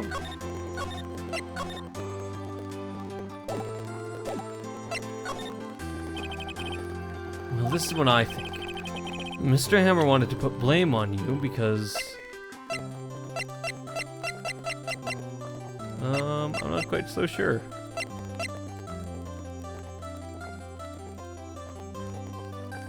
Oh, maybe because you were popular? It's because you were the Steel Samurai. Because I was the Steel Samurai. Mr. Hammer was a big star once, but he was reduced to acting in a kids' show, and as the villain to boot. The kids loved the Steel Samurai, and so he hated you. I think I understand. He could have just told me. Would have changed places with him any time. I think you're missing the point. Thank you. I'm just glad it's all over. So am I. So am I. Congratulations, WP. Oh. Thanks to you, I'll be able to don the Steel Samurai outfit once more. Can't wait to get back into that sweaty costume and... How do we break the news to him? How do we tell him? How do we, Is, something wrong? No, of course not. Nick, Edgeworth. Hello, Miles. Say something, right? I'm not good at small talk. Oh, are we dating now, or like what's going on? Huh? What? That was too bad, Edgeworth. You don't waste any time gloating, do you? No, I really want to thank you. Vasquez would have gotten away if you hadn't stepped in.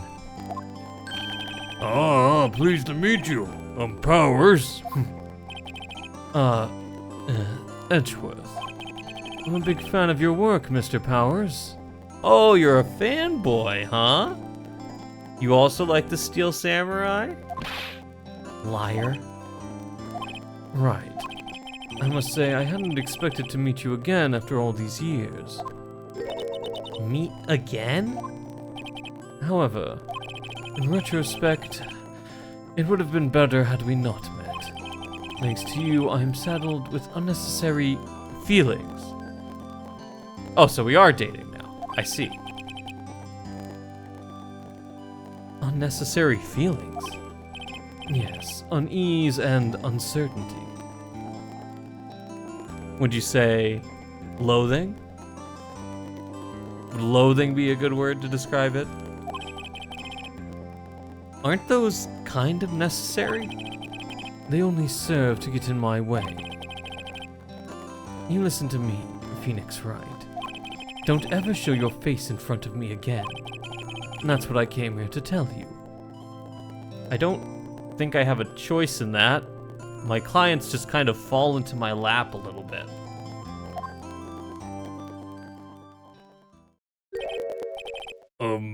Mr. Wright, was that guy your friend? What? Friends? As if. They're rivals. Rivals, right, Nick? For now we are, I guess. Huh? Why do I get the feeling I'm missing something? Come on, Nick, tell me. What's the deal with you and Edgeworth?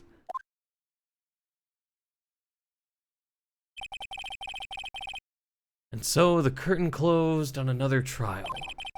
I caused quite a stir by revealing the accident from 5 years ago. It was the talk of the town.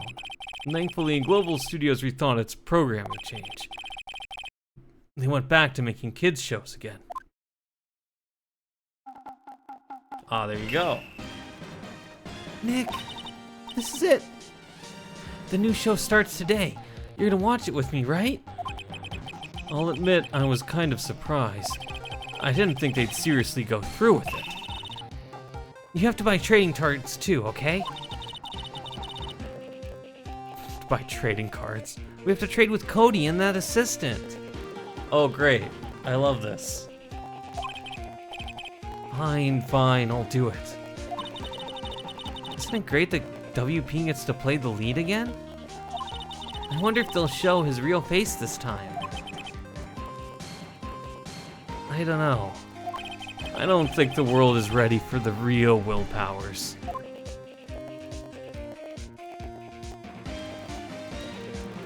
In the end, we solved the case.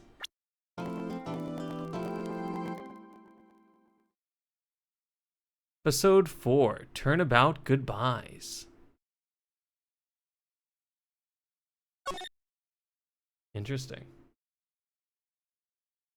Oh, I think Will Powers could do it. I think Will Powers is the Pink Princess. You're absolutely right. Yes.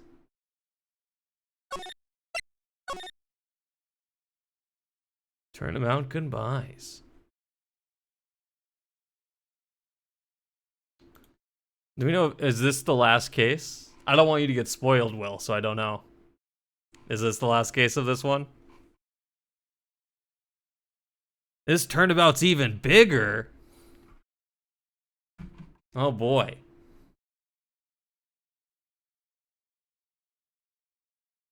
Ah, I see. Last case of the first game, except not really. That sounds about right. One moment. Oh.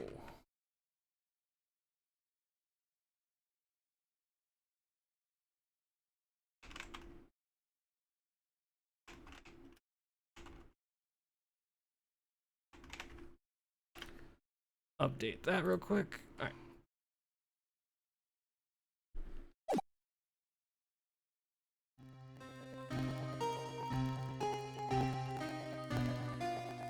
Let's see what we got. It's been what, 15 years? 15 years is a long time to wait. You can't imagine how much I've suffered. You suffered? But now, the perfect opportunity has presented itself.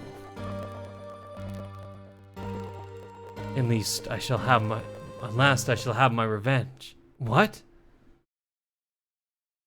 Merry Christmas.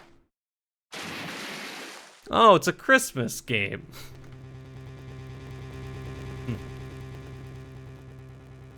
Edgeworth?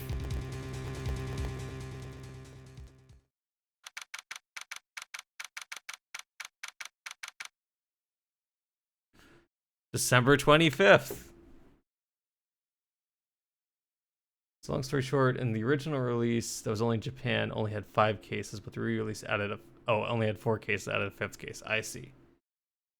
5th case is so long. Great, I'm looking forward to that. 2 days overall to complete, just out of sheer complexity. Well, I get to look forward to that.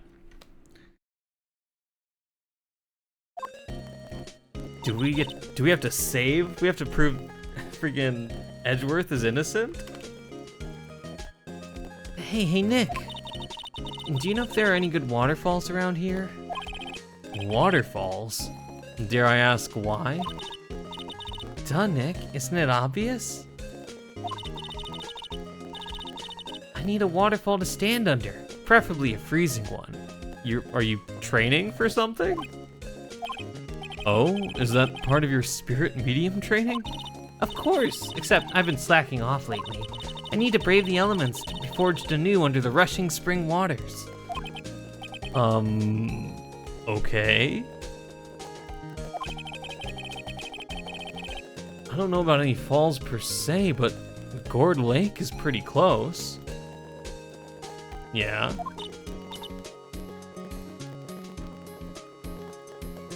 Oh, darn. Sorry, but them's the breaks. Then couldn't you just take a cold shower or something? Good idea. So much for rushing spring waters. Next in the news, a large unidentified animal was sighted at Gourd Lake. Oh great, they got Nessie.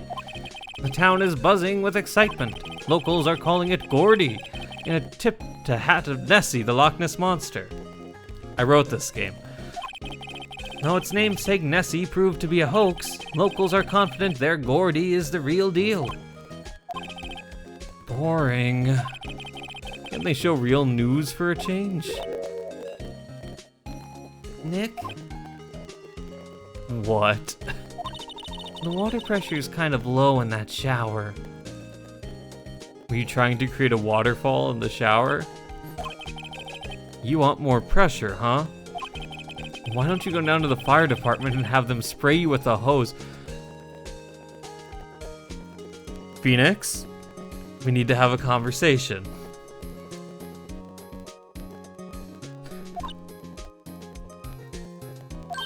Good idea, Nick. Apparently, Fey blood is no aid in detecting sarcasm.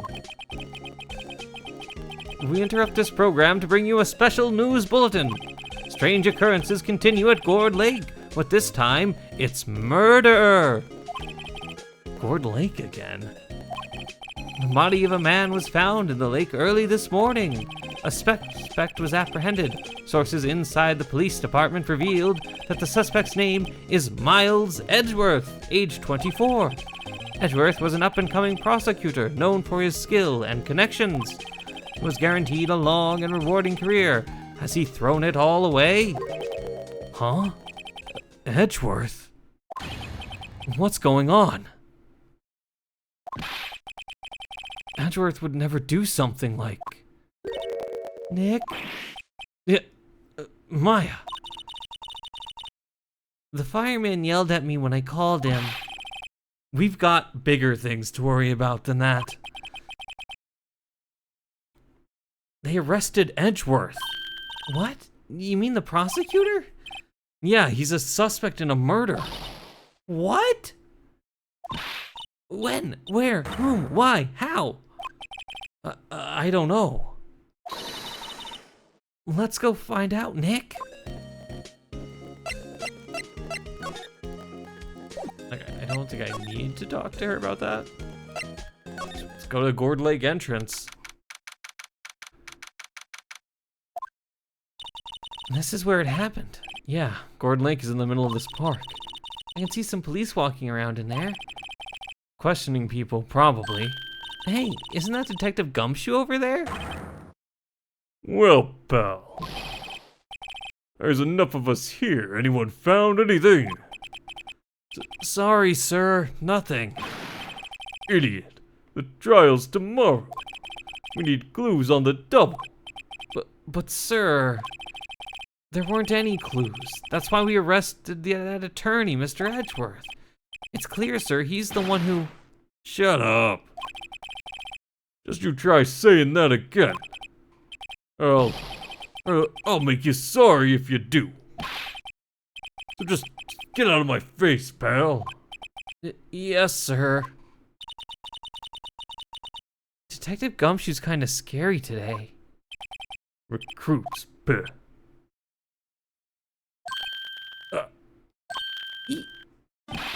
Hey, you're that hairy guy, Harry Butts. No, his name was Larry Butts. Right, Phoenix Wright. Will he ever learn my name? And just what are you doing here, pal? Investigating? Well, yes, I suppose. Well, I'm here to help. Ask me anything you want. Bring it. It's not really a challenge. Seems different than usual. I wonder what's up. Mr. Edgeworth hasn't actually asked us to defend him yet. Huh? Oh, you don't say.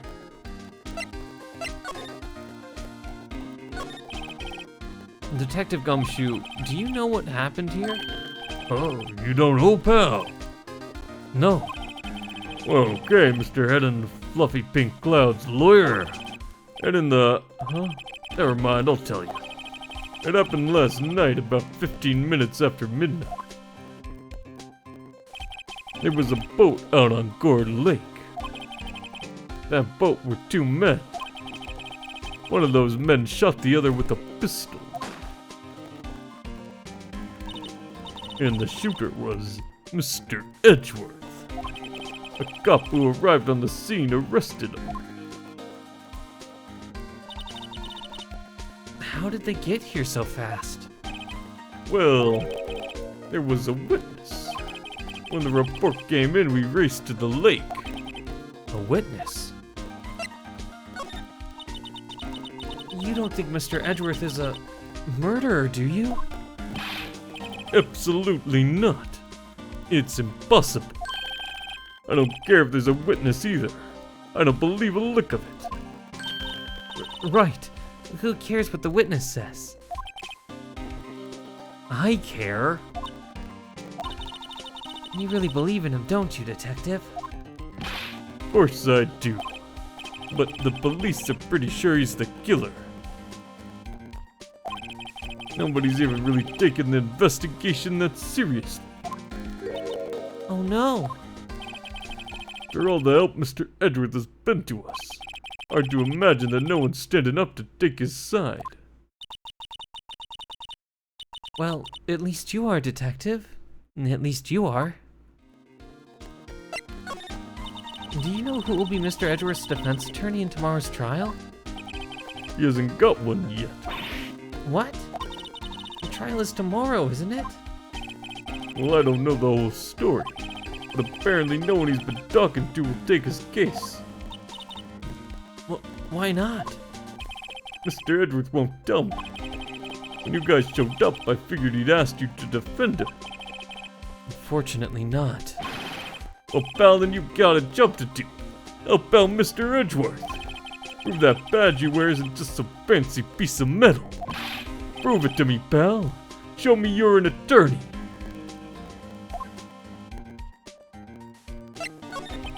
Who was this witness? I'm sorry, pal, that's confidential. Anyway, the witness saw everything, apparently. I'm sure they'll turn up at the end at the trial tomorrow. Was there only that one witness? Yep, it was pretty cold out on the lake last night. And it was Christmas Eve after all. Still, we're being thorough. You never know when you're gonna turn up another witness. And that's why we're here today checking things out. So far we're coming up empty. Oh, it's Christmas today. I'd forgotten. What are you getting me for Christmas, Nick? Now is not the time. Burgers, if you really want to know. Talk to Santa. Surprisingly curt. Can I move anywhere else? Yeah. Let's go talk to Edgeworth.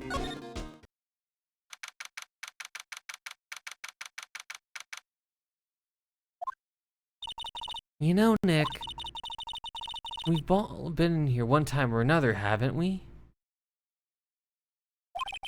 I guess it comes with the territory. I'm not sure it's something we should mention to too many people. Did he just leave immediately? Hey, Edgeworth, come back! What are you doing here? Nick, I don't think he's in a very good mood. Well, he is in detention. Were you in a good mood when you were here? So you've come to laugh at the fallen attorney. Then laugh. Laugh! Well, why aren't you laughing? Nick, should we be laughing? No. I mean, maybe, but no. Nah, it's a trick. Laugh and he'll get mad or burst into tears. Edgeworth, we don't have so much free time we can spend it coming down here to laugh at you. Yes, you do. Actually, he's right. Read like a book. I hoped you wouldn't come. I didn't want you to see me. Not like this. Well, I'm glad they let you keep the suit, though. That was nice of them. They got dry cleaning in this jail? I didn't want to see you like this either, believe me.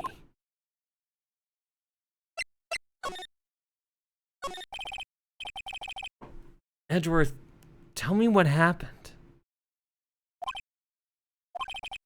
Why should I? What are you going to do about it? Duh, we're gonna help you, that's what. Help me, you. Don't be ridiculous. Sorry? You're a novice. You've only been in 3 trials. Hey, but we do have a 100% winning record. Just saying. Small sample size, but we are batting 1,000. Sure, you got lucky and won all 3, but your luck's bound to run out someday. Well, you think it's gonna run out right if I take your case? You never know. You need real skill, right? Experience. Nick, he's insulting you. Nick? Why am I always the one who has to get angry? The murder took place at Gourd Lake, correct? Yes, late last night. The lake is a long way away from your offices and the courthouse. Why were you down there? I see no need to tell you. Mr. Edgeworth? You didn't really... Gordy. Huh? Did you kill the Loch Ness Monster? You went to see the Loch Ness Monster. Okay. So you're a Steel Samurai enjoyer and a cryptid enthusiast. Write that down. There'll be a test later. Gordy? What's that? I'll tell you later. Why won't Edgeworth talk to us? Can't really present him with anything. Can I present him with my pin? Your attorney's badge? Edgeworth, let me defend you. Good one, right. But I'm not that hard up, not yet. What do you mean by that? Me? Trust a wet behind the ears lawyer with only 3 trials under his belt? Never. What? My case is near hopeless, right? Every defense attorney I've talked to has turned me down. What? I don't know if anyone else hears it, but this particular melody, there's a certain part that is so close to like the sadness and sorrow melody from Naruto. That's all I can think when I hear this. I get flashbacks to Naruto on the swing.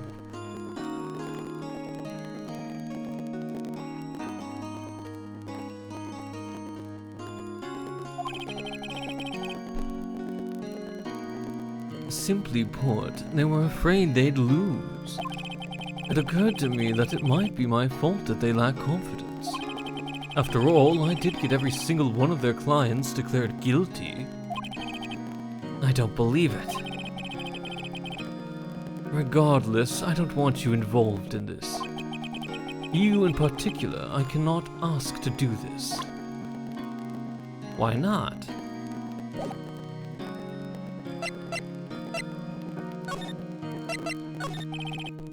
Edgeworth, this is really hard for me to ask. But you didn't do it, right? Right? Think what you will. I have only one request. Huh? Stay out of this case. Why? But Nick is trying to help you. I know that. But I don't want your help, okay? Why not? Look, just go away and leave me alone. Nick, Mr. Edgeworth did it, didn't he? Maya, let's go investigate elsewhere. But Nick... Back to the scene of the crime.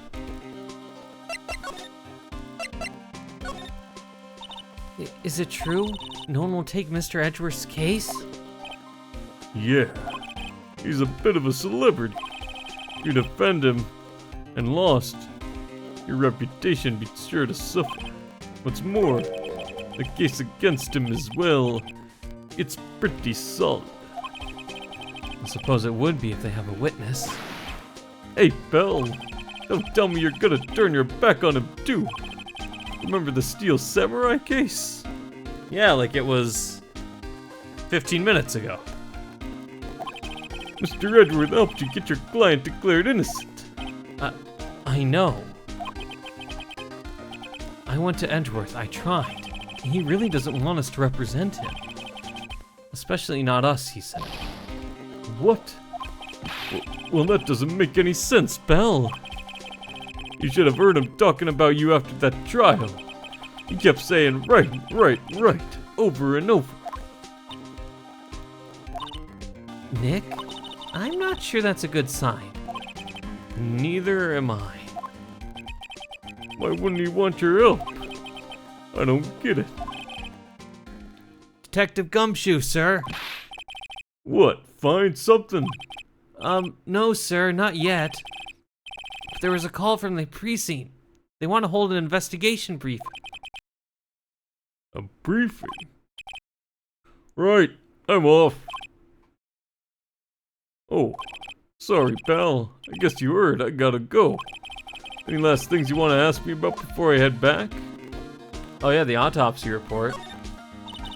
Well, yes. Do you have any information on the victim? Sorry. They haven't worked up the autopsy report yet. I'm still waiting for it myself. Actually, say if you get the time, drop by the precinct. We can talk more there, pal. You're not coming back, Detective? Probably not, pal. So what should we do if we have something to talk to you about? Right. Here, I'll show you how to get to the precinct. Come down and see me anytime. We got directions to the police station. Oh, hey, Detective Gumshoe. What? We'd like to take a look around at the park. Can we walk around? Yeah, no problem, pal. You got my permission. Oh, well, that was easy. You know, Nick, I think there's something to be said for talking to people when they're busy. And yeah, they don't have time to think about not giving you information. Right, now let's get investigating. Let's see what we got. The sign says Gourd Lake Nature Park. This place is full of families picnicking on the weekend. But no waterfall? Not many picnickers come here for spiritual training, Maya.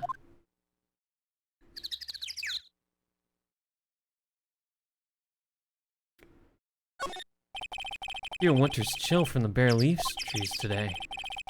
What is it about winter that turns people into poets? I don't know, but my toes are starting to feel numb. Yes, my poetry has that effect on some people.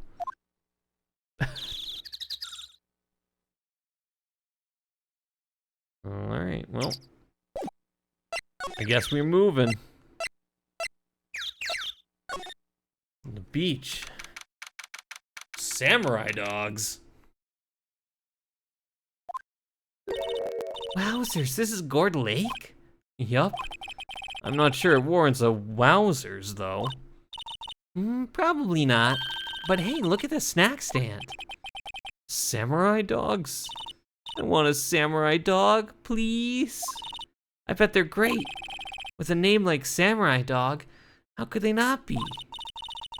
They're a little behind the times, though. The kids are all into the Pink Princess now. I mean, like, you know. Nope. Don't know. Let's see. Those party poppers. Huh? Someone left some poppers here. You know, you pull the string and it goes pop. Yeah, I know the ones. You see them all out around New Year's. Hey, Nick, they might be a clue. Let's take them. Come on, admit it. You just want to pop them, right? Was it that obvious? Poppers, We'll take them. I suppose it couldn't hurt. Huh? Where'd they go? Into my pocket. Into your pocket? Not very clue-worthy. There's a wreath. A hot dog stand. It's closed. The Christmas fringe looks a little half-baked. The banner reads Samurai Dogs. Somebody needs to redecorate.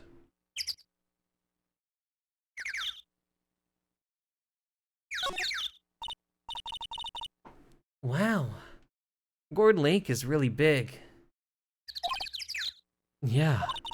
Say, Nick, why is it called Gourd Lake? Oh? Well, a long time ago they used to grow gourds here. Whoa, no way. I was sure it was because the lake looked like a gourd when viewed from above.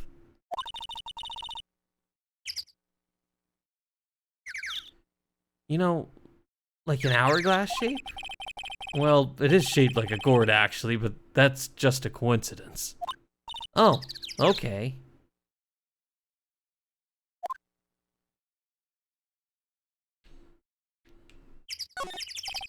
Huh? I almost didn't see that signpost. Left boat docks, right exit. We are going to want to go to the boat docks, I think. The trash can is empty. At least the place is well maintained. Oh, I do get the poppers, though. That's nice. Oh, actually, I wonder if the poppers are involved. If there was no gunshot, what you need is the sound of a gunshot. But we'll see.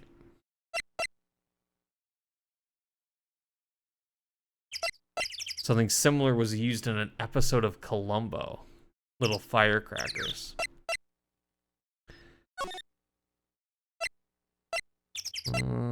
Let's try the boat rental shop.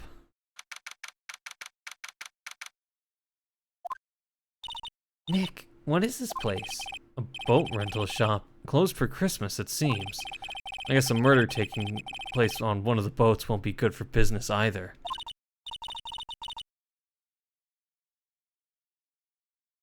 Boats? I've never ridden on a boat.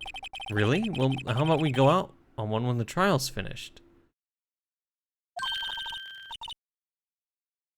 Hey, good idea, you bet.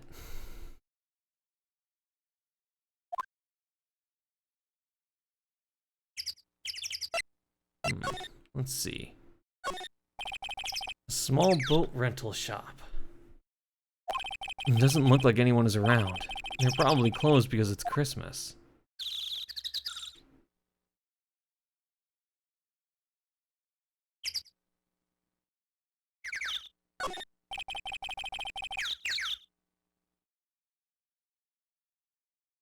There's some boats floating in the dock.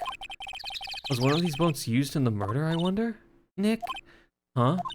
I changed my mind. I don't really want to go for a boat ride. Well, I'm not gonna murder you.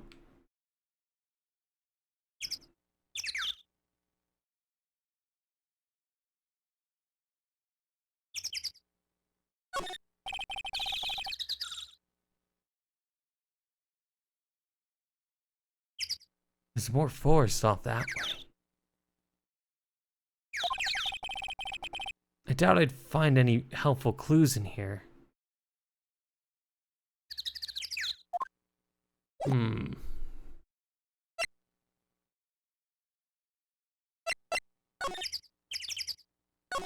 guess we're going to the woods.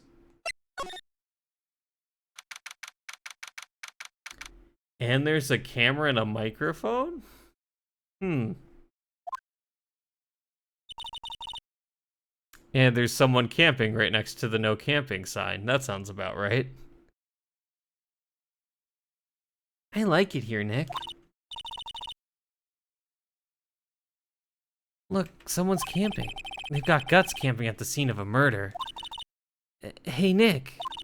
If they were camping here last night, they might know something about the murder. That's true. Good call, Maya. Let's go talk to them. Let's see what we got. This SUV has seen better days. It's dented all over. I can't believe anyone would drive their car down here. There's food and some magazines on the sheet. It takes pretty tough skin to camp in this cold. Hey, Nick. What? Don't tell me you're hungry again. No. I was just wondering, why are camping pots and pans made of aluminum? And they didn't talk about that in any of the law books? They didn't talk about that in any of the law books. So there's no law saying they have to be made out of aluminum then? I'm not having this conversation. The sign says no camping. Funny place to pick to pitch your tent. Wait, what if the sign said no setting tents on fire? I don't think they have signs like that. It's usually implied. Oh.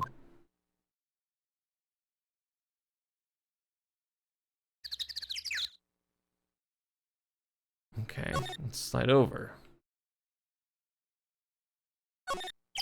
This camera's a mic and some sort of attachment. It must take pictures when triggered by a noise. Wow, cool, let's try it out. Hi, I'm Nick.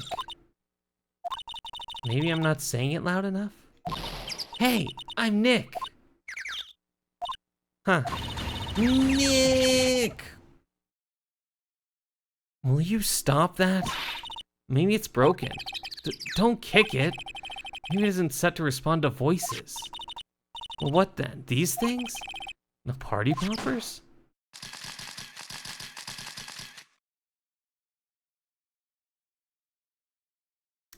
With the thing that's set up to take a trigger when it hears what could be a gunshot? Alright. Seems like we've discovered on maybe the little setup here. Well, it responded. Yeah. Hey, you! Get your hands off of that!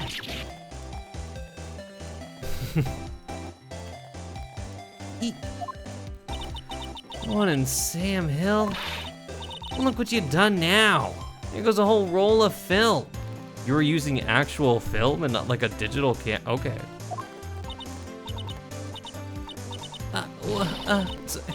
Sorry's nice, but I don't pay my bills. But it don't pay my bills.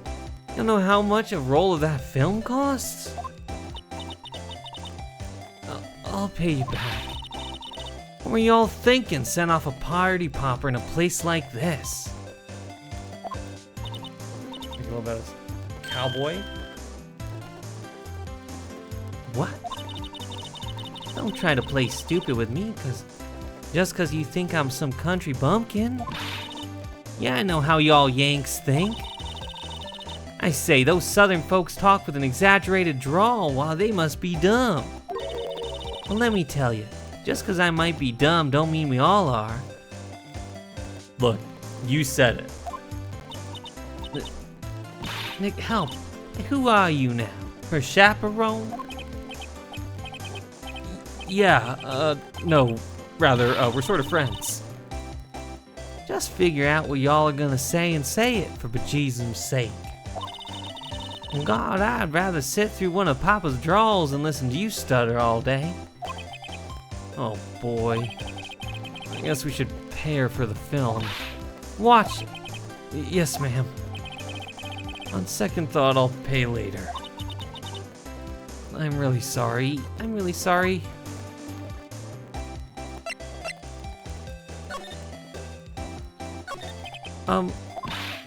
What?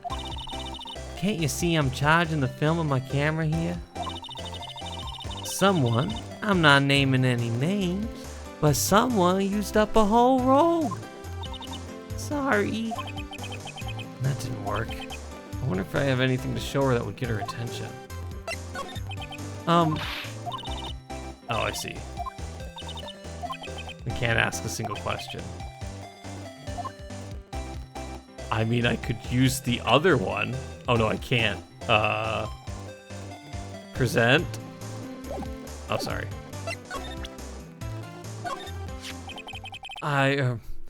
This is my badge. Huh? Our badge is supposed to be all shiny and impressive? You a cop or something? I'm a lawyer. Well, what? Y'all ain't gonna try and pull one on them lawsuits on me over that film now. Cause I'll have y'all know I'm a fighter and I've wrestled meaner looking things than you. No, that's not it at all. We're here investigating a murder that took place here on the lake. A murder? Sounds cool. Why didn't y'all say that in the first place? Go ahead, ask me anything y'all like. Finally, some cooperation. You two, y'all can come out of hiding now. I won't bite hard. Come to think of it, where did Maya get to? Sorry. I was feeling a little overwhelmed. The culture gap and all. Now you mind, honey. I can talk Yank for you if it pleases you. Thanks. I think I'll be okay. Great then, I'm Lotta Hart. But y'all can call me Lotta. Lotta Hart, huh? Gosh, I love these names. I'm here photographing meteor showers for a research project. Mighty pleased to meet ya.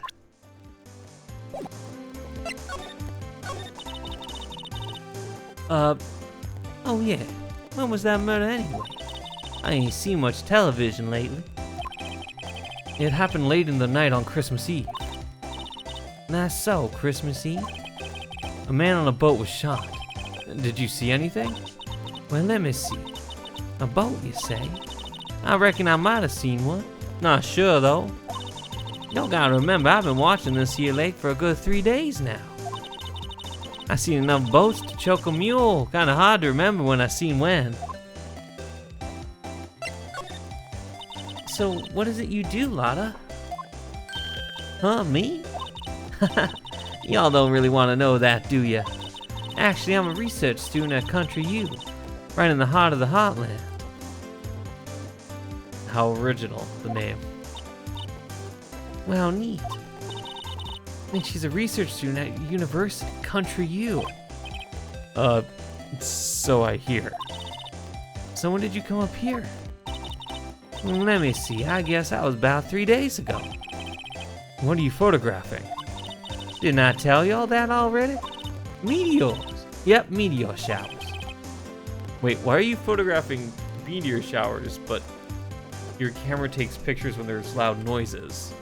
Because meteors don't make loud noises like that, usually. Falling stars. That's quite a camera you have there. Y'all better know it. It's German-made, genuine Solingen. Isn't that where they make knives? So what's that device you have stuck to the camera? Huh? Device? Your camera went off all by itself when I fired my party popper. Oh, that mic triggers the shutter whenever it detects certain sounds. It's programmed to pick up loud noises right now. A programmable camera? Neat! Lana's camera added to the court record.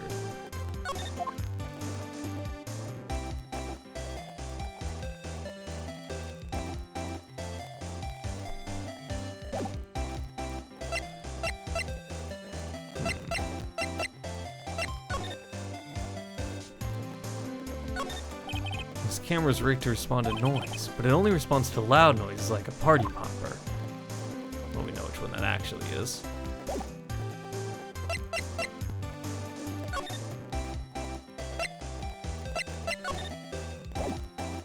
I guess that's it.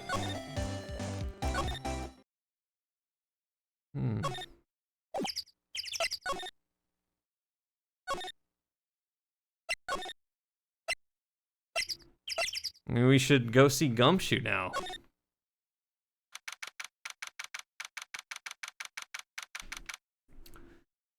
Well, this looks thoroughly corporate. Looks like Detective Gumshoe is in here. Something wrong, miss? Turning yourself in. Okay, what you do? Shoplifting, larceny, public indecency? No, none of those things. We're looking for Detective Gumshoe. Is he around? Gumshoe? Oh yeah, he's in a meeting right now. I don't think he'll be out anytime soon. Okay, we'll come back. You do that. Oh, and go straight home to stay out of trouble. No more shoplifting, you got that? Do I look like a criminal or something? Do you want my honest answer to that question? What is this thing? Hey, it's not the police department's mascot? That's the Blue Badger. It was my idea. I made it. It's my mascot. I see. How nice. I'll get him a signed mascot of the Criminal Affairs Department if it's the last thing I do. Good luck.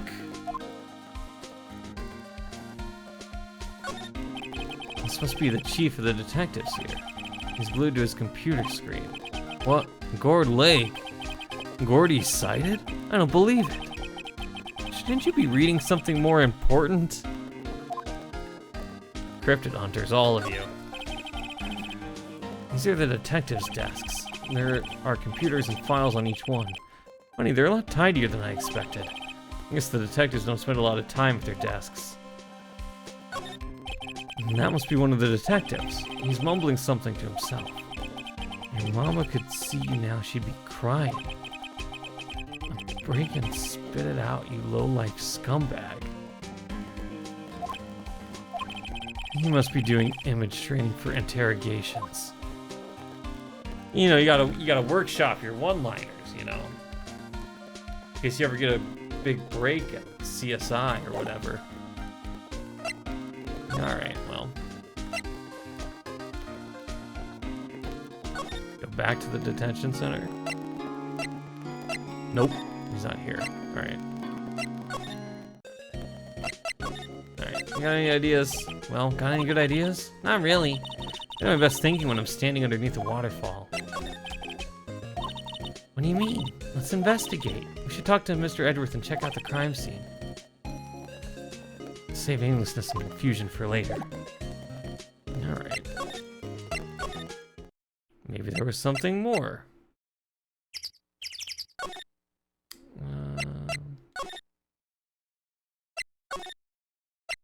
There's more at the boat rental shop? Doesn't look like it. Maybe we just missed something with her. Yeah. Let's see.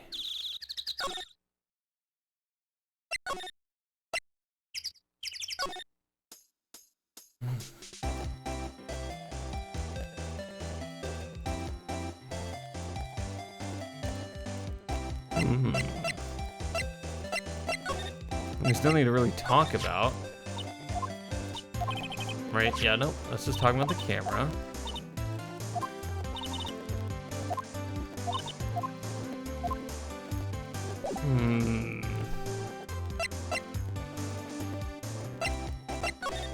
I've examined everything, I think.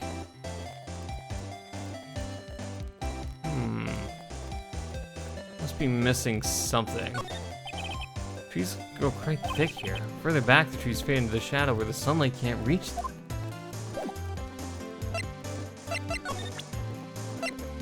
Oh, I see, now I have this.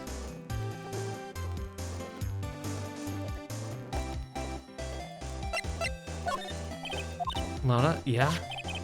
So your camera, it triggers on loud explosion noises. Yep. Actually, the victim in the case we're researching, he was shot with a pistol. A pistol? Right, now, wouldn't a gunshot make a similar noise to our party popper? I guess it would. Your camera didn't get a picture of the murder, did it?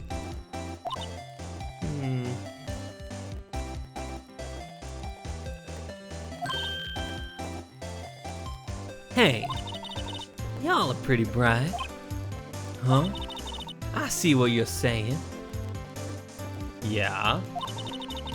Tell you what, I'll have a look-see at my film. It would have been a photo taken late last night. I checked them once. Don't remember if there was anything on them, though. What if I got something? I could be a witness to a genuine murder, yeehaw! I'll go check that film. Y'all come back now, you hear?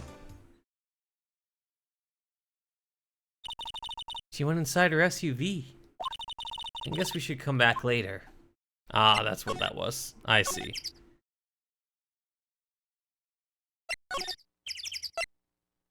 Nope, wrong way.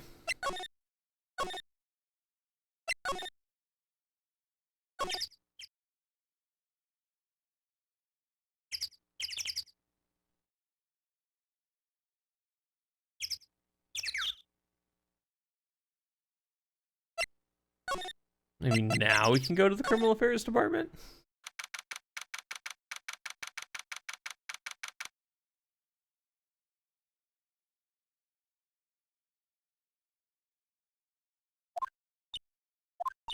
I guess Detective Gumshoe was still in that meeting.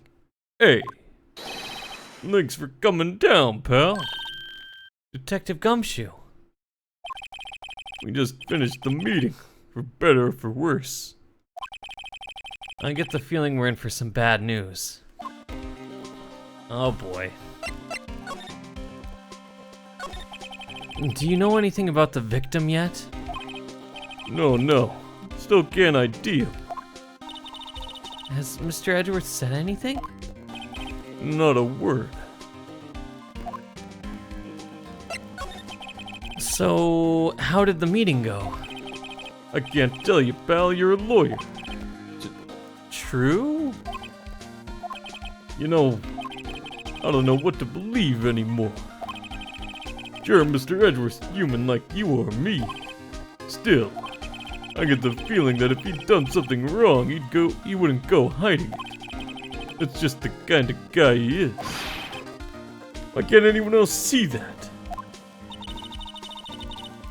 So, they think that Mr. Edgeworth did it? Well, the trial's starting tomorrow as scheduled. I see. Hey, in the end, you did tell us about the meeting.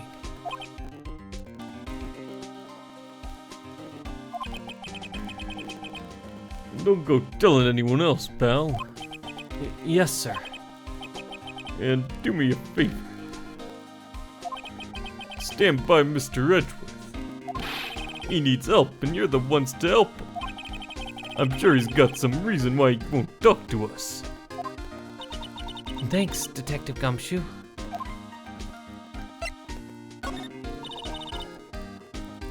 Detective Gumshoe? How come you trust Mr. Edgeworth so much? Well, I think that was obvious. We got a strong working relationship, us two. We trust each other, and that's how it works. A working relationship? See, Mr. Edgeworth always gets his defendants declared guilty every time. Yeah, his methods might be a little extreme at times, but there's a reason. He trusts our investigation, see? He trusts us to get the right man. And you've kind of disappointed him a couple of times. That's why I work extra hard, pal. We've got to earn that trust he places in us.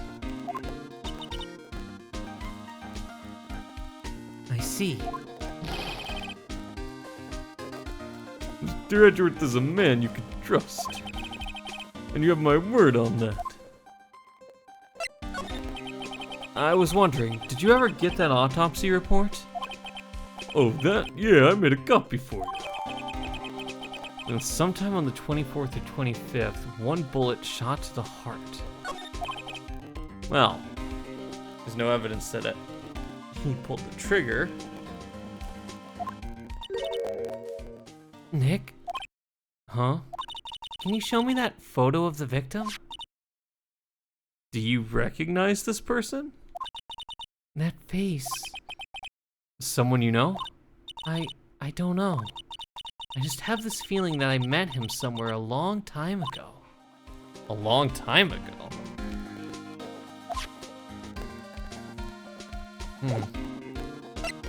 Alright.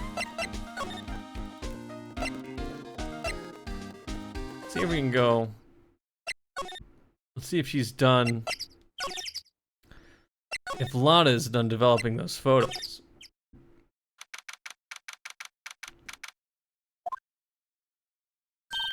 Hey, y'all. Lotta. Wait up a sec. We got bingo. Bingo? My automatic camera took 2 pictures last night. Hey. This is them. Take a look.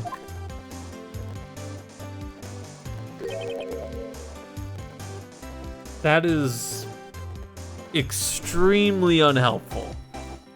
Like, extremely unhelpful. Wait. See? He's shooting them with that pistol. It looks like that, yes. But you can't really tell who that is shooting. Yeah, well, there was enough fog out there last night to strangle a bullfrog. Well, you know, seeing these photos reminded me of something. What? I saw that murder happen. I'm a witness. What? Are you serious? Of course. How do you forget? Never mind. You don't reckon I should tell the cops? Can I say I reckon no? I'd almost prefer that you didn't. But technically, if we're all on the up and up, I reckon so. What's that? Now don't y'all go trying to mock my accent. I'm a sensitive lady. Hey, so I'm off to talk to the cops. Y'all can have this photo. Later. Wait, Lotta. What? Can't y'all see I'm kinda busy? Tell us what you saw too, please. Nice try, honey, but I wasn't born yesterday. I'm a witness, and that means I'm on the side of justice. And that means the cops. I'd sooner eat the south side of a northbound skunk than tell you. Lotta, don't let it get your skivvies in a bunch. Friends today, enemies tomorrow. Or was that the other way round? No matter, I'm gone.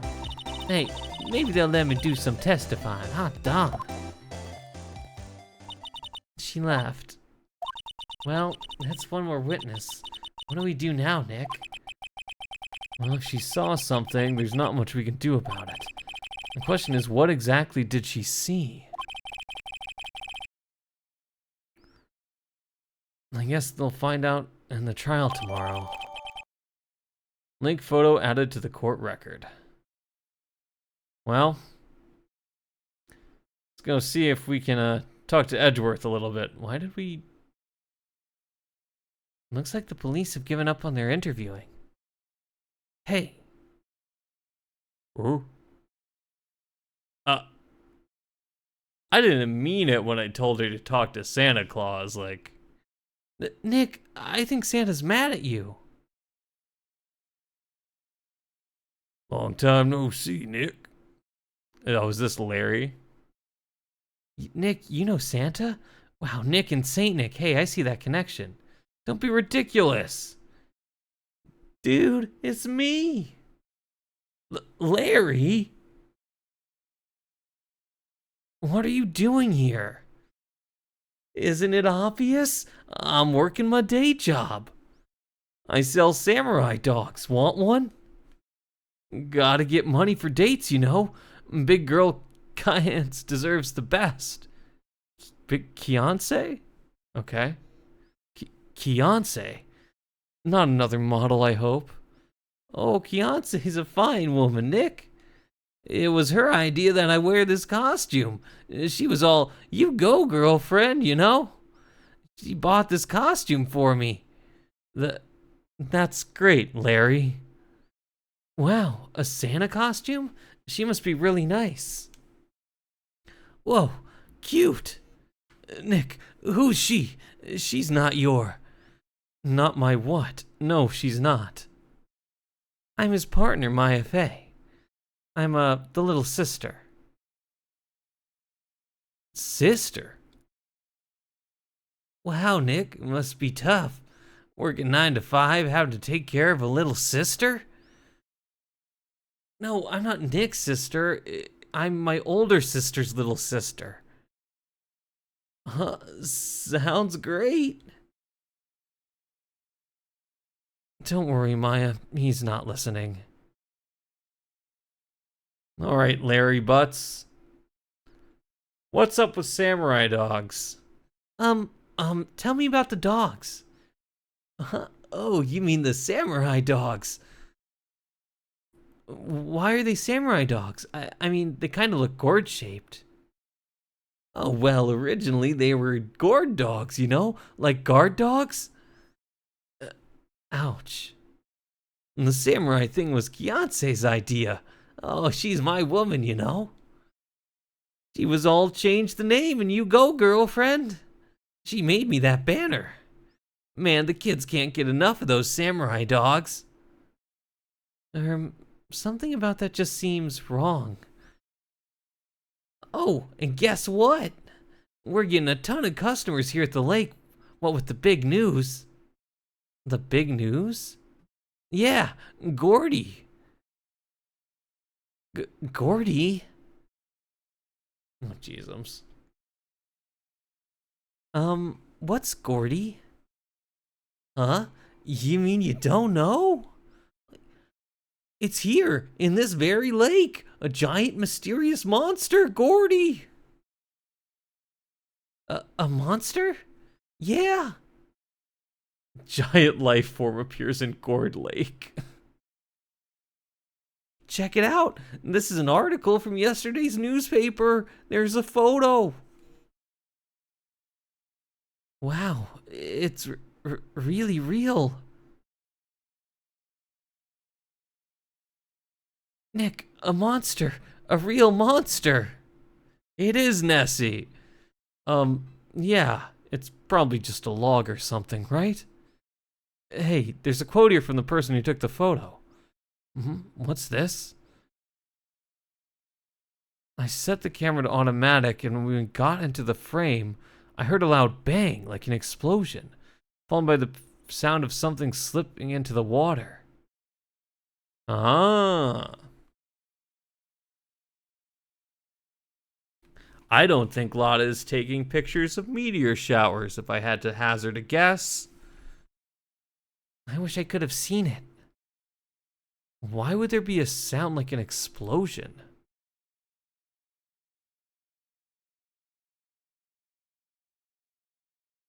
Larry, could I borrow this article from you? Sure, no problem. That'll be $1 million. $1 million? Grow up, Larry. Gordy article. Hey, Larry. There was a murder here last night, and since you work here, have you heard anything? Nick, you're wasting your time. Last night was Christmas Eve. It was with Fiance, obviously. You wouldn't have been standing out here in the cold. Ugh. I think what you just said caught him off guard, Maya. No, it's just... Fiance's not in town right now. She's in Hawaii on a photo shoot. A model. I knew it.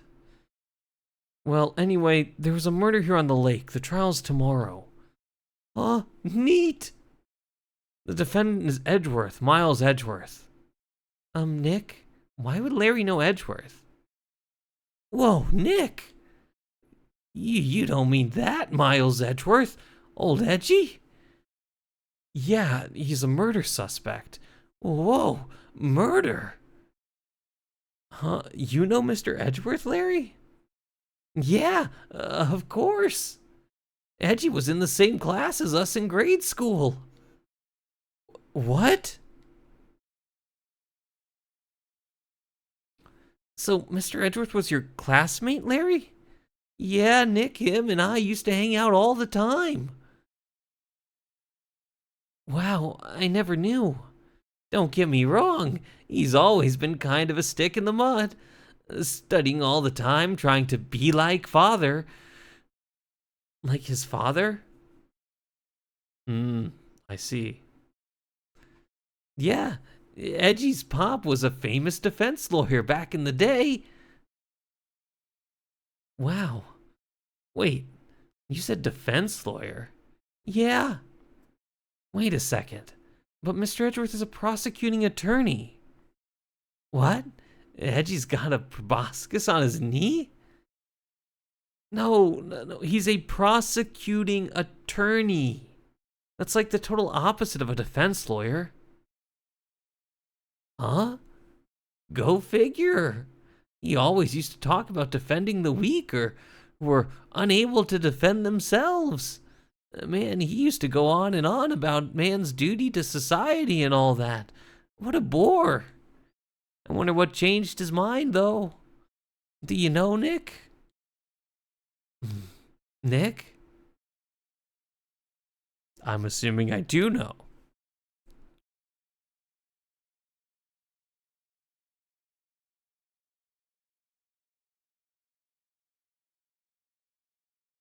Can I present him with this? What's this? You know, my eyes have been getting pretty bad lately, Nick. Actually, the photo's blurry, Larry. It was taken last night. Last night? All right. I think we've done everything. Can we go see Edgeworth? Nope.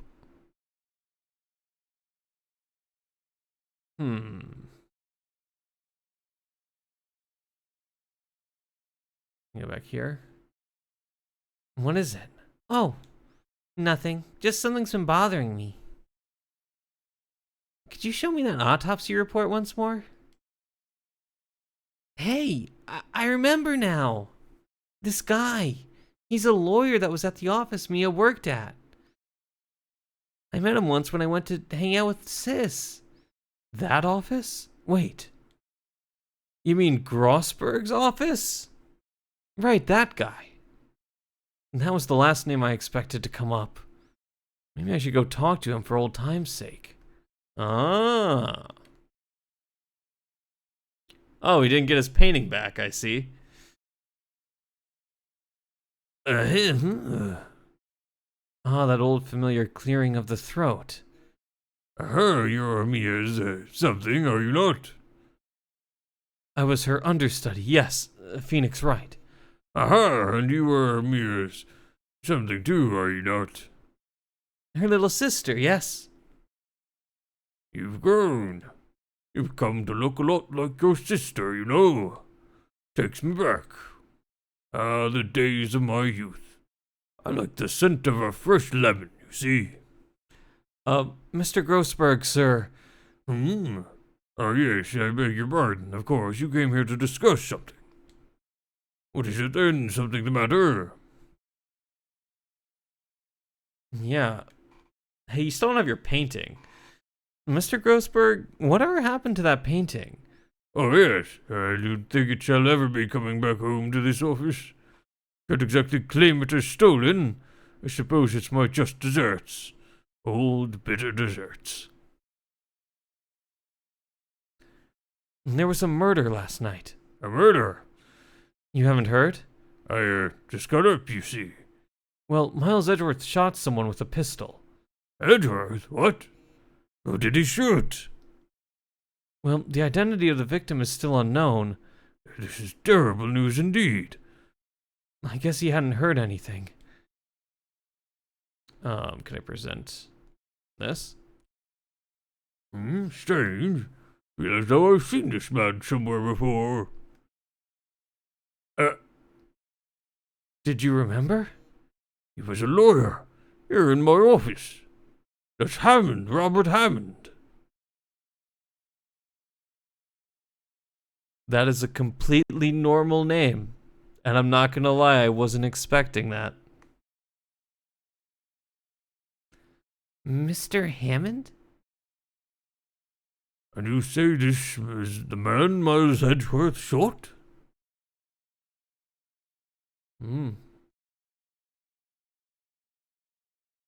So this is the moment the crime took place, eh? Yes. You can't really say for sure that's Edgeworth. Not sure whether that's a good thing or a bad thing. Not sure at all. Who is this Hammond guy anyway? Mr. Hammond. He was the defense attorney in that case. In that case? Yes, the DL6 incident. Oh! Was he now? DL6? Why does that sound so familiar? Perhaps you remember. I'm sure someone mentioned it during the trial for Mia's murder. That was the incident where the police were so at a loss they used a spirit medium.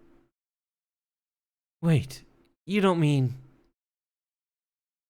Was that medium my mother? Yes, my dear.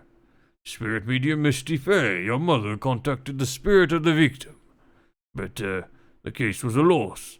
No conviction was made. Everything's coming together. I understand why you were saying the last case is a doozy. The DL6 incident, yes. Happened 15 years ago. 15 years ago, from the flashback. Very strange case indeed. They never caught the criminal, right? They never caught the criminal, right? Correct. Misty Fay used her powers to talk to the spirit of the late victim. Her testimony led to charges being laid against one man. But Mr. Hammond won the case, and the suspect was declared innocent. And the police blamed my mother, calling her a fraud. You were the one who helped her out then, right, Mr. Grossberg? Yes, quite. Thank you. No, please, don't mention it. DL6. Never thought I'd hear that name again. But wait. What does the case have anything to do with Mr. Edgeworth? There's everything to do with Mr. Edgeworth, my dear. The victim in the DL6 incident was none other than his father, Gregory Edgeworth. Phoenix, do you think you could have remembered that at any point prior to this moment? What? His father? If you want to know more, you should ask him yourself. Show him this. I'm sure he'll talk to you. Oh, is that... I don't know. Wait, This is a photograph of my... Oh! It's a photograph of Misty Fay.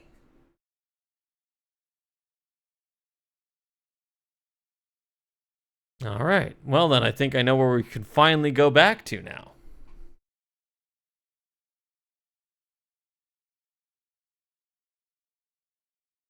What's this? I was hoping you'd gotten my message the first time. Edgeworth, what about your defense? It's no concern of yours. Guess he hasn't found anyone yet. Come on, bud. Edgeworth? It's only been a matter of hours since you last visited, yet you've made incredible progress in your investigation. I'll admit it, I'm impressed, right? You were always single-minded in your work, though. Once you start on something, you always see it through, don't you? About the DL6 incident. Right, DL6. I didn't want you to find out about it. And that is why I refused your offer to defend me. I'm sorry if it sounded like I thought you weren't up to the job. I just wanted to keep you away from DL6. So, do you still think it would have been better for me to stay away? I don't know, but I see no point in hiding anything from you now. Very well. Ask whatever you like, and I will answer you to the best of my abilities.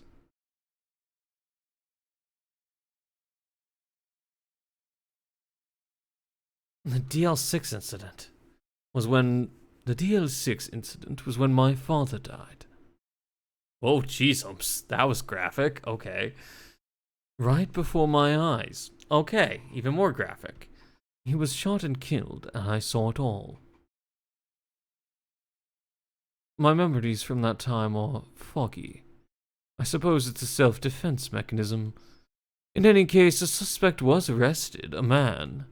It's pretty clear he was the only one who could have killed my father. The spirit medium they used to talk to my late father said the same thing. It was another attorney by the name of Robert Hammond that cleared the suspect's name.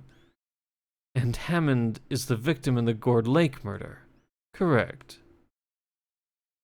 That spirit medium, that was my mom. What? You mean your... It's strange. I thought that terrible incident was about to end. And now, this. About to end. The DL6 incident happened 15 years ago. 15 years ago on December 28th. December 28th? 3 days from now. For the trial. The statute of limitations on that case runs out in 3 days.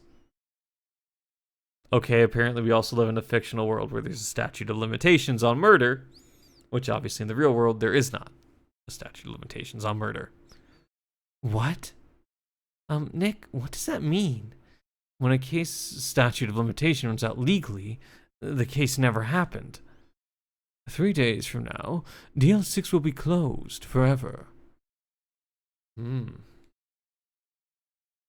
What happened to the suspect? The one who got off innocent? I don't know.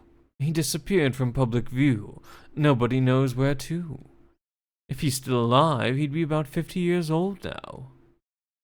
I guess I can understand why he'd go into hiding. It'd be hard to live a normal life after being a murder suspect in such a big case. So, was your father a lawyer? He was. Gregory Edgeworth. He was quite famous at the time, apparently. So, you were sort of trying to follow in his footsteps? I'd rather not talk about it. Who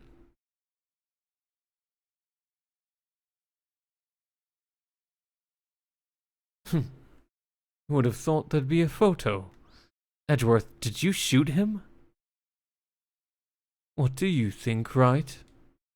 I don't think you're the kind to point a gun at anyone, no. So you didn't shoot him? No, I didn't. It wasn't me. Right. It pains me to ask you this now. I know, you want us to defend you. Yes. Will you? Of course we will. And who could have guessed this day would come? Not me. This is my chance to finally pay you back. Pay him back? Pay me back? For what? I don't remember ever doing anything for you. Never mind. I guess you don't really need to know. Huh? My letter of request. Please give it to Detective Gumshoe. Doris request. Put in pocket. Well, I guess we should. What's that? An earthquake? Nick, it's a big one. What? It's calming down. Ooh, that was scary. Huh? Where's Edgeworth? There. He's on the floor and the ball shivering. I guess he doesn't do so well with earthquakes. Come on, Edgeworth, have some pride. I heard of running, but curling up in a ball? Well, I guess we're done. Mr. Edgeworth doesn't seem like he's going to stand up anytime soon. Let's go, Nick. Right. We have to give Edgeworth's letter of request to Detective Gumshoe. Let's go to the Criminal Affairs Department.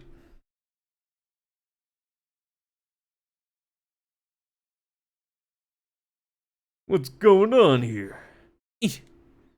What's wrong, Detective? This wild lady comes in here just a while ago. Says she came to talk to y'all after hearing what Mr. Wright had to say. What's this all about, pal? Lot of heart. Why you going around finding more witnesses? You want to give Mr. Edgeworth the death sentence, pal? No, not at all. She did see something. There's nothing I can do about that. Can't go around covering up evidence. You trying to say something about the way I do my job? No, sir.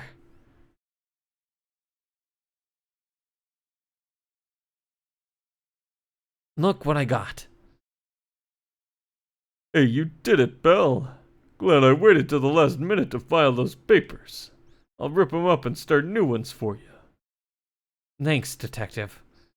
We'll see you in court tomorrow, then. Good luck, pal. Hey, you guys feel that earthquake a little while back? I was worried. Worried? We're fine. I've lived out here my whole life. I'm pretty used to them by now. Oh, I wasn't worried about you two. I was worried about Mr. Edgeworth. Oh, right. He did seem to overreact a little, now that you mention it. Yeah, well, I'm not surprised. It was a pretty big quake. Go check on him. You two go eat and get your rest for tomorrow's trial. Later. I wonder what it is with Mr. Edgeworth and earthquakes. I wonder... He was never that scared of them when he was in school.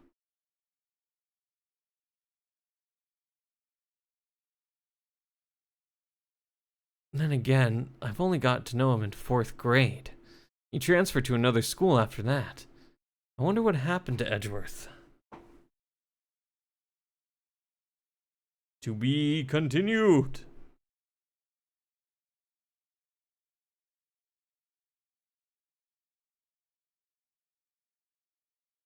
Yes.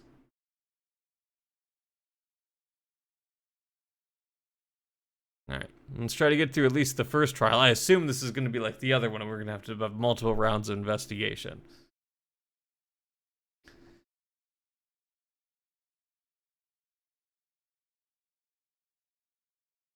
December 26th, District Court, Defendant Lobby Number 2. Karma? That's right, Manfred von Karma. Ah, that's more of an ace attorney name. He's the best prosecutor there is. He hasn't lost a case in his 40-year career. He's a god of prosecution, right? A god. Not a single case? He'll do anything to get a guilty verdict. Anything. Sounds like someone else I know, Edgeworth. You don't understand. I mean, he'll really do anything. Manfred von Karma is a man to be feared. That's quite a claim coming from someone who forges evidence. He taught me what it really means to prosecute. What? Just picture a prosecutor as vicious as me, multiplied by a factor of 10. So is he your teacher then, Mr. Edgeworth? Something like that. And now he's trying to get you found guilty. What a creep. Oh, wait. Maybe he's planning on losing on purpose to help you out. Not a chance. He hasn't lost once in 40 years. 40 years! He's as ruthless as me times 20. That's pretty ruthless. Like I said, he's a god among prosecutors. I guess that's something like Mia was to me. Speaking of Mia. Maya... Uh-huh. We could really be using Mia's help right now, don't you think? Oh. I can't. Sorry, I tried. I really tried, but I couldn't reach. You couldn't reach? I think it's because I haven't been training. My powers are weak again. Oh man, what bad timing. I'm really sorry. I'll try my best. I hope so. What are you whispering about? Oh, it's nothing.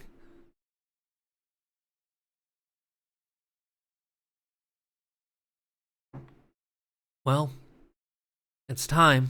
Let's head in.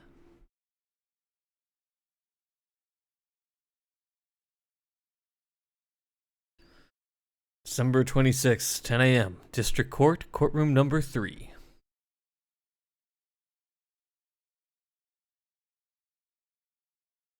Court is now in session for the trial of Mr. Miles Edgeworth. The defense is ready, Your Honor. Mr. Von Carver, is the prosecution ready? Fool. You seriously think that I would stand here where I'm not completely prepared?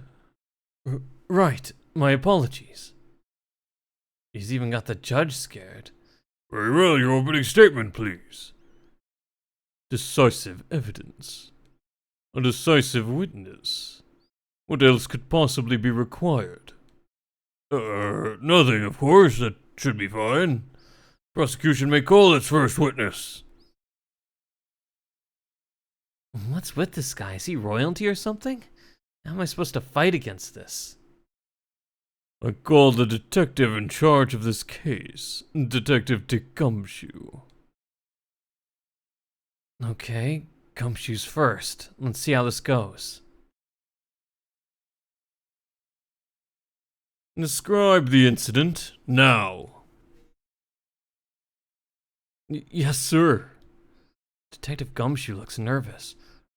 Please take a look at the map. The murder happened late Christmas Eve around midnight.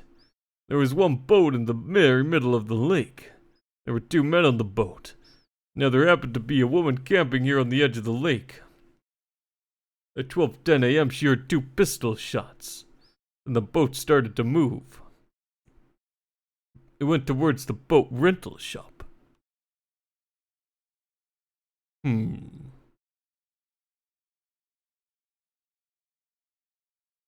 Testify to the court about the arrest now. Wait, Mr. Von Carver. Yes?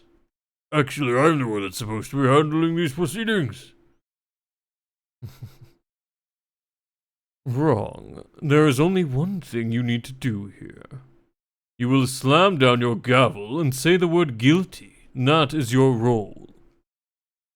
Yes, of course, you're quite right. No, he's not. The arrest of Edgeworth. A man called into the station around 30 minutes after midnight. We headed to the scene of the crime as fast as we could.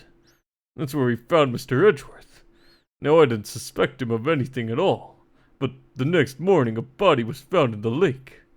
So we had to arrest Mr. Edgeworth. I see.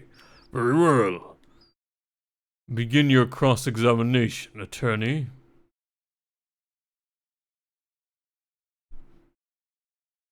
All right.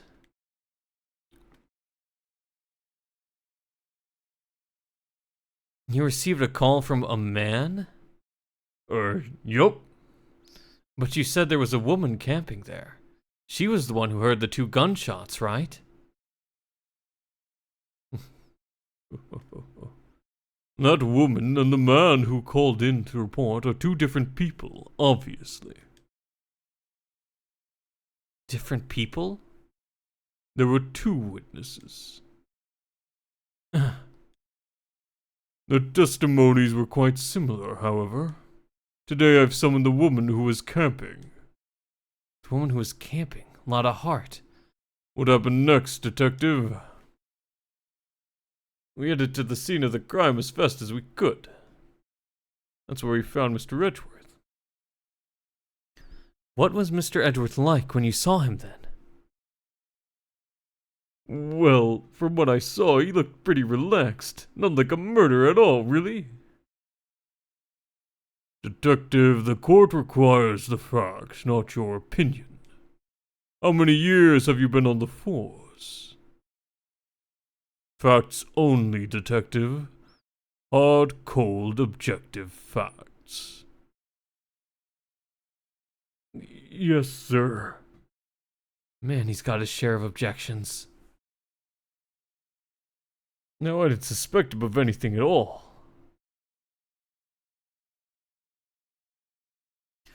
Why didn't you think he was suspicious? You should know. You'll have a deep, trusting relationship with the prosecutors. Detective, the court isn't interested in your musings. Deep, trusting poppycock. I've never heard so many flippant comments from an active detective on the force.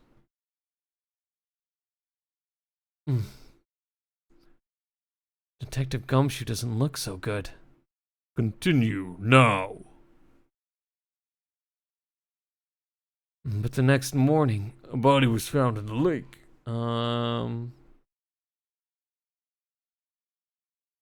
Did you find any clues on the body? A single bullet was recovered from the body. It was shot through the heart fatally. Judge, here's the bullet. It didn't strike bone, so its shape is well preserved. Very well, the court accepts this bullet into evidence. But there were 2 shots. We had to arrest Mr. Edgeworth. Why is that? We found the murder weapon in the boat. The murder weapon? A pistol. Detective Gumshoe, that is a vital piece of information. Please revise your testimony. Right. Sorry, Your Honor. I don't know.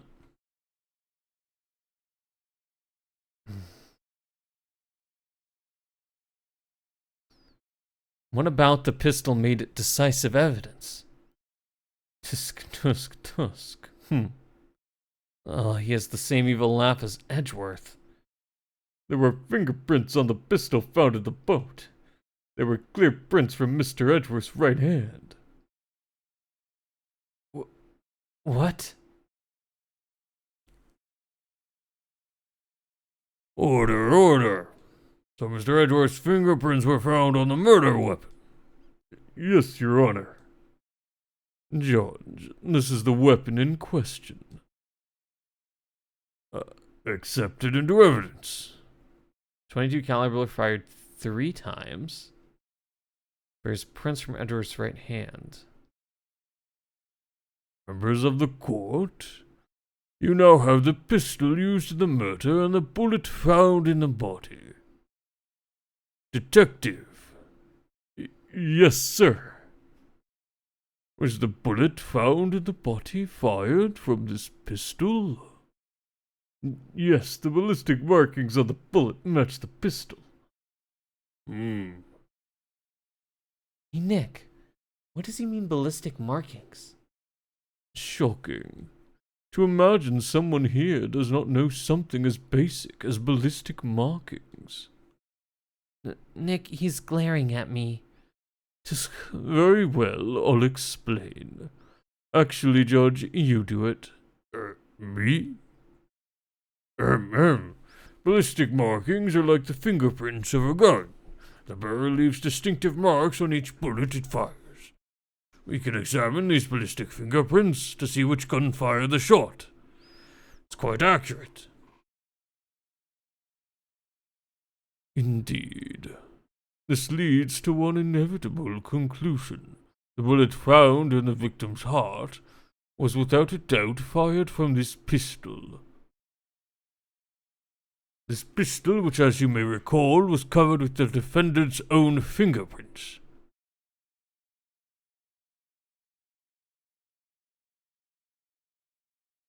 Or... Hey, how old are you? 65, okay. Too old to be, I said around 50, so. You'd be around 50. Order. Order. This is bad. This makes it look like Edgeworth did it. Well, Judge, I'd say it's almost decisive, yes. Honestly, I could declare a verdict at this point. However... You wish to hear the witness speak, no doubt. Very well. I'm somewhat fatigued, and so I will take a brief break. I'll call my witness after the recess, which will last 10 minutes. Judge? Yes. What are you doing at 10-minute recess? Now!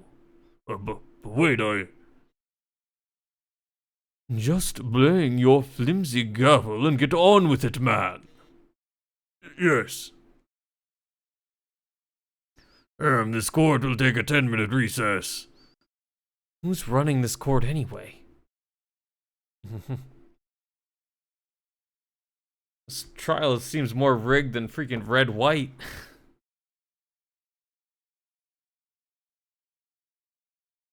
Edgeworth, what's going on here? Your fingerprints were on the murder weapon?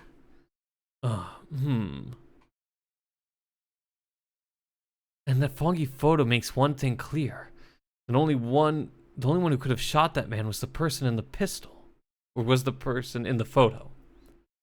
True. Was that you in the boat? Yes, it was me. What? But you must believe me. I didn't shoot him. Then who did? I don't know. You don't know? Weren't you right there? I heard a gunshot from very close by. Then the other man fell from the boat. I can't say why, but I thought at the time that he had shot himself. You mean it was a suicide? That's the only explanation I can come up with. Huh? How am I going to convince anyone of that?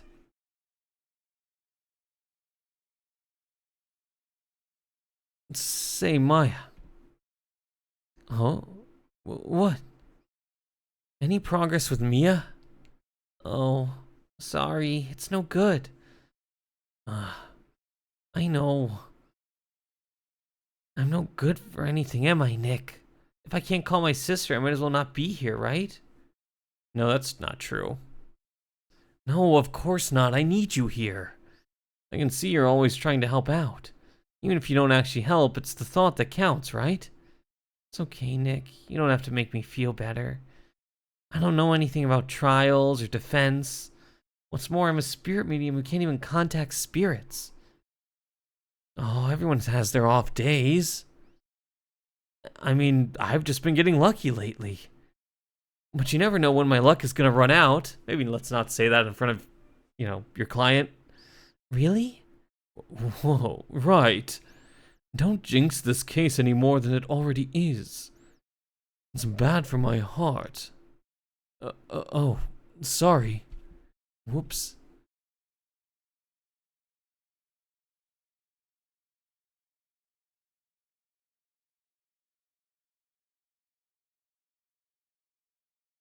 Court is back in session.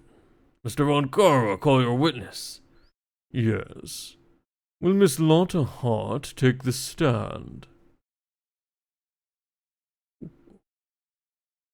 Lotta Hart, you are a research student at a university. That Yeah, that I am. Good. Begin by telling us what you saw the night of the incident. And don't add anything trivial or subjective. Understand? Y'all need to learn some manners. Understand? Yeah, I understand. Very well, your testimony, please.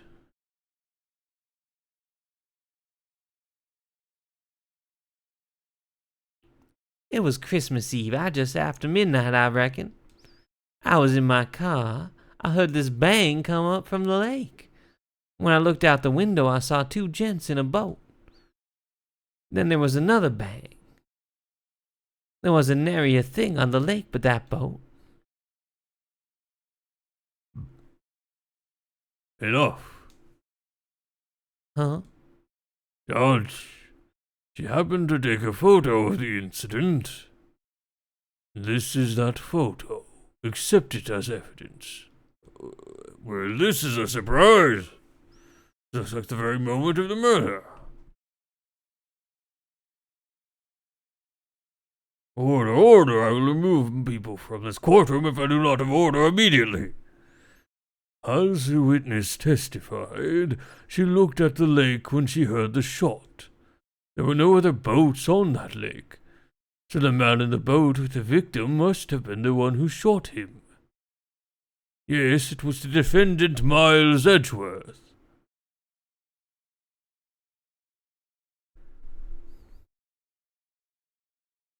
Order, order, I will have order. Well, Judge, the evidence is decisive. I have very little doubt about this case. Very well, this court finds the defendant. Wait, Your Honor. I haven't cross-examined the witness yet. A cross-examination. We have photographic proof. This photo is worth 1,000 words, and they all read guilty. You lose. Or do you claim to have found a contradiction in her testimony? Very well.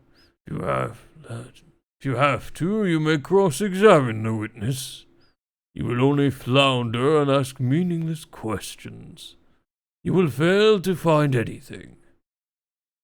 And then I will have you held in contempt of court. Nick, contempt? Contempt of court, you know? I guess I understand. Well, what are you gonna do? Do you really think there was a contradiction with the facts in her testimony? I think there was. Where's the second shot? I think I noticed one little thing. Wow, I'm impressed, Nick. I didn't notice anything. Right, let's take him on. Yeah. I got a bad feeling about this. I understand. I'll cross-examine the witness. Very well. I pray for your sake this isn't a waste of time.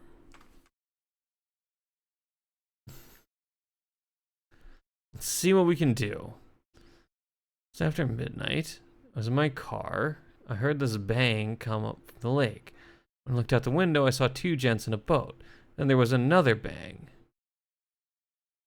Hold on. One bullet shot to the heart. Alright, let me save before I do this. Let's not be crazy here.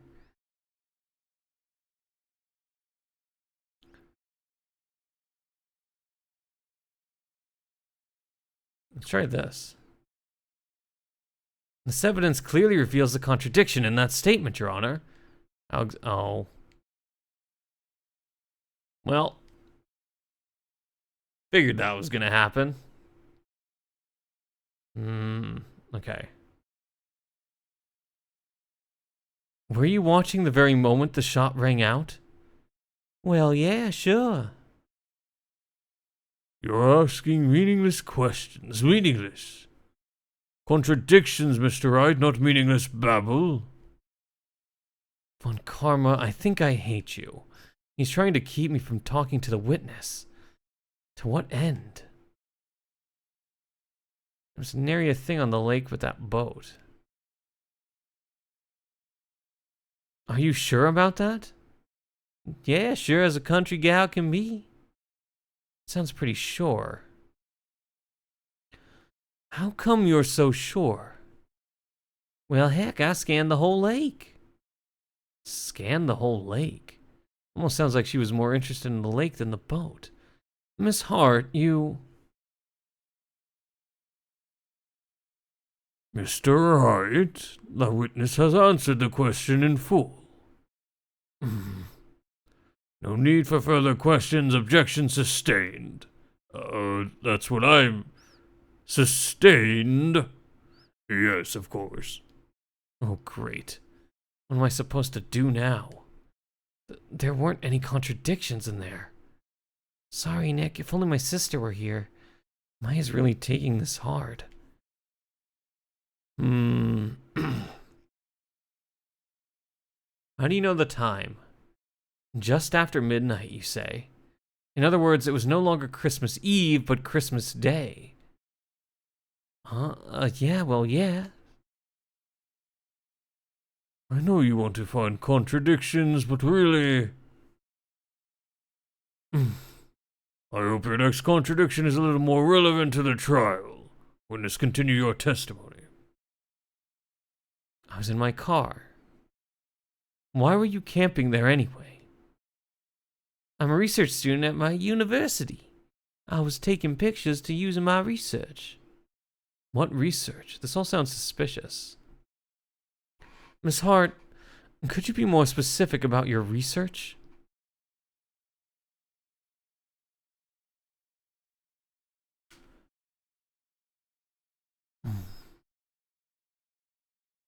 What does the witness's motive in camping by the lake have to do with this case? The answer is nothing. I object to this line of questioning. Objection sustained. Wait, now I'm the only one who says that. Well, then say it already. Objection sustained. Thanks for nothing, Your Honor. I heard this bang come up from the lake. So you weren't looking at the lake at that time? No. I looked after I heard that noise. She said that already. I know, I wish you would, actually start pushing back a little bit. I asked you to find contradictions, not leisurely chat with the witness. Ugh. When I saw two gents in the boat. Could you clearly see the two men? Just look at the picture. Clear enough for you? Uh-oh. Wait a second. I wasn't asking you about the photo. I was asking if you saw the two men. Yeah, well, of course. The witness has testified that she saw them, and there's also a photo. You'd best look elsewhere for your precious contradictions. He jumped in quick. He's hiding something. Enough! I think we've heard all we need to hear, Mr. Wright. Seems you're unable to find a contradiction in the testimony worth noting. But Your Honor... You keep your promise. Mr. Wright, I'm afraid that I will have to penalize any further outbursts by holding you in contempt of court. And if that happens, you'll have to leave the courtroom immediately. Understood? Uh-huh. Nick, a lot of his testimony is fishy, Nick. Real fishy. I know what you mean. But if I can't say anything, what can I do? I believe we've covered the evidence sufficiently to make a decision. Then pass your judgment. Very well. Tomorrow's Edgeworth, please take the stand. Who is that? It was me. Maya. Is there something wrong? Do you use the facilities? No, I do not. Lotta Hart, your testimony stinks. It's unclear whether you were actually looking at the lake. It's highly doubtful that you actually saw Mr. Edgeworth. Tell us the truth. This is a matter of life or death. Lotta, did you really clearly see Mr. Edgeworth that night? Did you see him fire that pistol? We'll stand down. The court does not acknowledge the defense's outburst. Answer me, Lotta. What's the big idea treating me like some kind of criminal? I saw him, I swear it. I saw Edgeworth. Enough. Judge, declare the defense in contempt of court. Yes, of course. Sorry, but you were warned. Guard, escort Mr. Wright out to the courtroom. He's in contempt of court and must leave. No. No. Wait. I was the one who made the outburst, Your Honor. Nick is innocent. Huh. What's the difference? All that remains is for the guilty verdict to be declared. He gets pushed around a lot. He needs to kind of grow a spine a little bit. Isn't that right, Phoenix Wright? Wrong. Wrong. What? Did you hear what Miss Hart just said? She said she clearly saw Mr. Edgeworth. That was not in the testimony. That changes her testimony, and I have a right to cross-examine her again.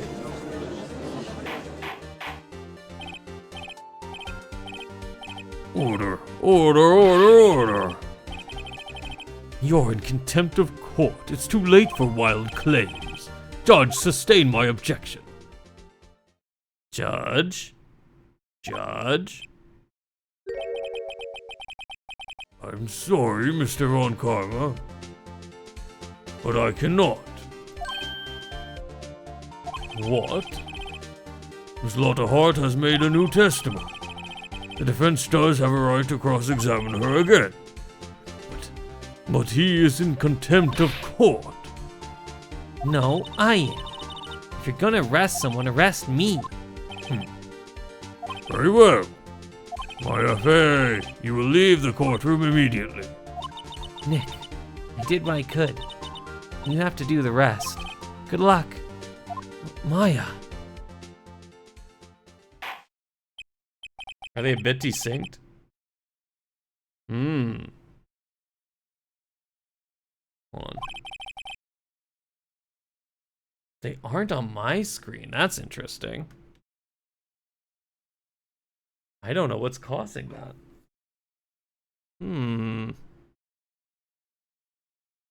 What is going on?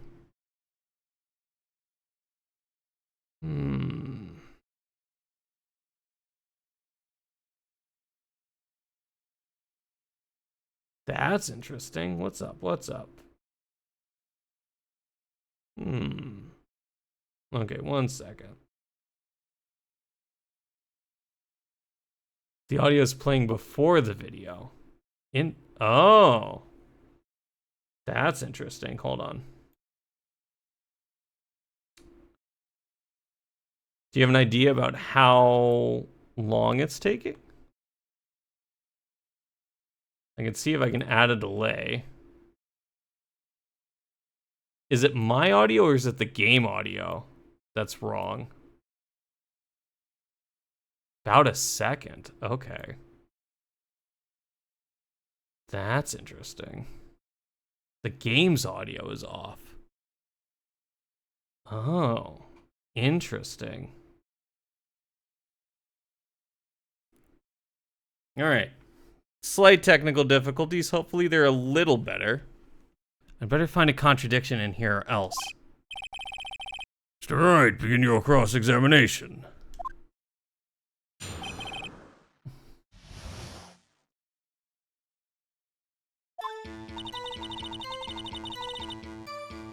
Okay, great. I'm glad it's back to normal.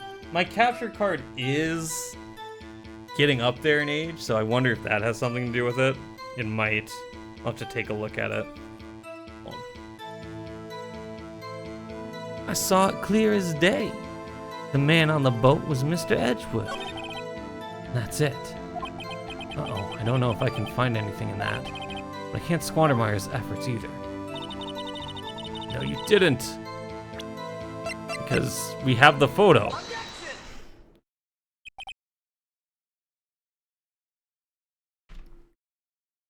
Got you. Got you, Miss Hart, finally. What? You got what? Look at this photograph. He finally said the whole thing. He didn't just say, look at this photo.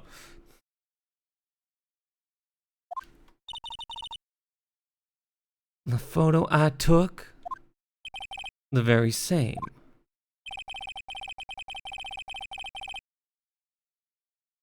There's something I want you to see in this photo. It's quite clearly visible.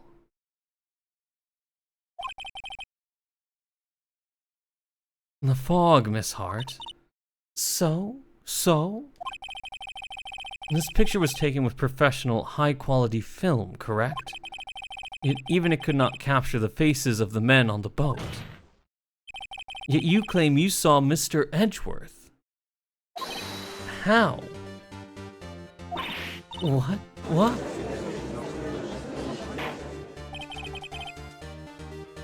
Mr. Wright has a point. That's why I told her not to say that in her testimony, please.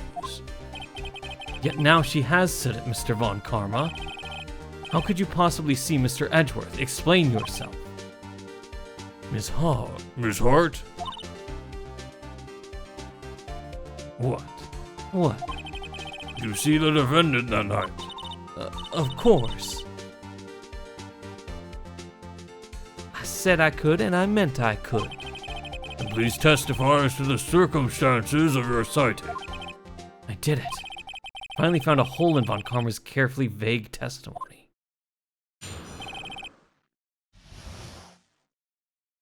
How Edgeworth was seen. You're right. It was a cold night and the fog was thick as grist. So once I was finished setting my camera, I got back in the car. Still, I brought my binoculars with me. When I heard that noise out on the lake, I looked with my binoculars. See, no problem. You used binoculars? Very well, you may begin your cross-examination, Mr. Wright. This one better be good. Okay, let's see. Alright. It was a cold night and the mist was thick as grits. So once I was finished setting up my car, I got back in my car. Why? Your camera? Yeah. It's got an automatic. The issue we're concerned with here is Miss Hart seeing Mr. Edgeworth. The camera has nothing to do with this at all. Objection sustained. Oh, he's not letting her answer any of my questions. So I brought my binoculars with me. Why? Binoculars? Yeah, binoculars. Yesterday, you mentioned that you were out looking for shooting stars, correct? Well, yeah. Wouldn't you need a telescope, not binoculars for that? I've got doubts about your camera, too. Was that really to take pictures of meteor showers? Camera is irrelevant in this case. You can't say that for certain. Mr. Wright, is the camera really relevant to this case? If you believe it is, you may continue with this line of questioning. Know this. I have found nothing with this. If you find nothing with this, there will be consequences. Well, Mr. Wright, you wish to press further about the camera? I do. This is make it or break it time. The camera is of utmost importance, Your Honor. It is perhaps the key to this entire case. Therefore, I will continue my line of questioning. Well, maybe I went a little overboard there. Maybe a little, let's not overpromise here.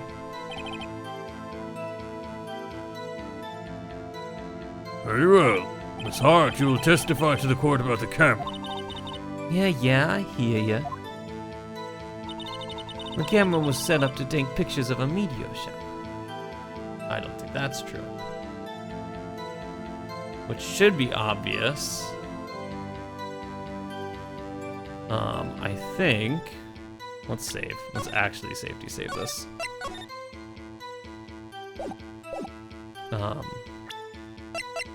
Because that's not true.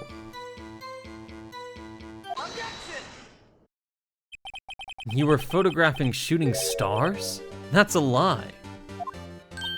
Says who? I saw the camera you set up yesterday. It was pointed directly at the lake. You have to point a camera upwards to take photos of the stars, Miss Hart. Mr. Wright, what are you driving at? The witness was not at the lake to photograph shooting stars, Your Honor. Well then, what exactly was she photographing? Your Honor, take a look at this. Was Miss Hart trying to photograph at the lake? She was trying to photograph Gordy. Everyone's into cryptids here. Miss Hart, and this is what you were trying to photograph. What's this, a newspaper article? Gordy? Ah, the sighting at Gordy Lake. Well, Miss Hart, I never heard of no lake monster. You got proof or something? Let's see you prove that I was down at that lake trying to photograph this Gordy. I do have proof. I have it, proof. Intriguing. Very well, let's see it. And no joking around this time, please. What is the proof that the witness was trying to photograph Gordy the lake monster? This one. And the proof, Miss Hart, is your own camera. Your camera was set to take photos in response to loud noises, correct? This photograph here was taken when the gun fired on the lake. And here, this article about Gordy. According to this article, Gordy made a loud noise when it emerged. Well, you were trying to photograph Gordy, weren't you? And that's why you had set your camera to respond to loud noises. Order, order. I see. I too thought it was a little strange. Yeah, sure. Well, Miss Hart, you were camping there to try and take a photo of Gordy, weren't you? Yeah? Not bad. Are all you lawyers that smart? So smart, boy, I was down there trying to photograph Gordy. You got me. So what? Huh? That don't change what I saw, does it? Exactly. What you just used several precious minutes of our time to prove is nothing more than that the witness is an idiot who thinks monsters exist. That was a little harsh. Hey. But as she succinctly said, so what? It changes nothing. Not true. You were hiding the whole thing about Gordy for some reason, I know it. But what could it have been? Whatever it is, I'm getting to the bottom of this. Tart, why did you hide the fact that you were searching for Gordy from the court? Please revise your testimony. Right, fine, I'll testify. I won't change nothing, though. Something will change, it has to. And I'm gonna spot it.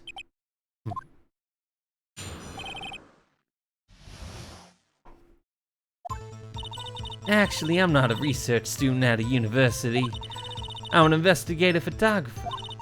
Imagine what a scoop it'd be if I got a picture of that monster. That's why I was camping out by the lake. But that's all I was hiding. When I heard the bang, I looked right straight out at the lake. There wasn't much else to look at, so I just watched the boat the whole time. Then I saw a flash near one of the men's hands and I heard another gunshot.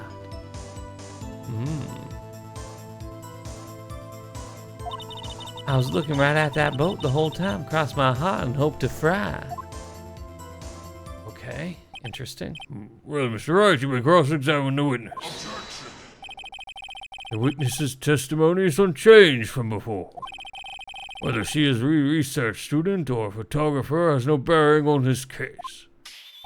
There is no need to waste more of our time with another pointless cross-examination. I claim the defense's right to cross-examine the witness, Your Honor. Right, I mean, we have kind of started to whittle away at her credibility. Von Karma's up to something, I know it.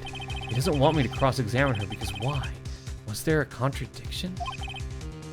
Very well, you may begin the cross-examination. Seem sure of yourself, you must have something in mind. Oh, that would be a first. Very funny. You understand that this is your last chance at a cross-examination, Mr. Wright. There's no problem with the testimony this time. We will let the witness leave. I'll announce my verdict at that time, Mr. Wright. Understood? Yes, Your Honor. Okay. Let's save.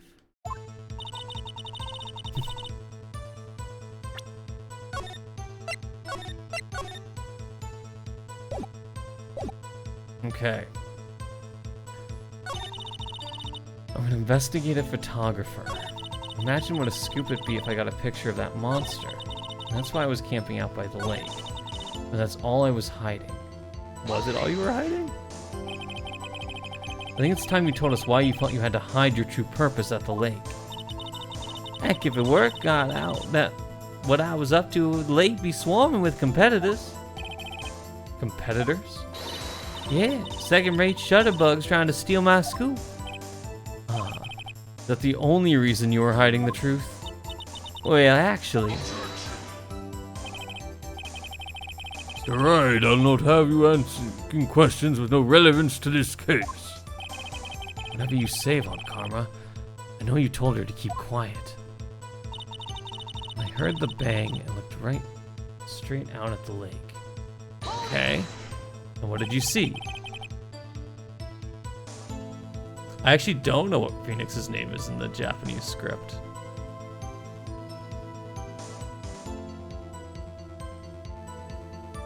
Exactly what sort of sound was it? Well, I never heard one before, so I can't say for sure, but it sounded like a gunshot. It was a lot sharper, a sound that I wouldn't have expected. Oh my gosh, is it really? Naruhodo? Oh my gosh. That's amazing. Naruhodo.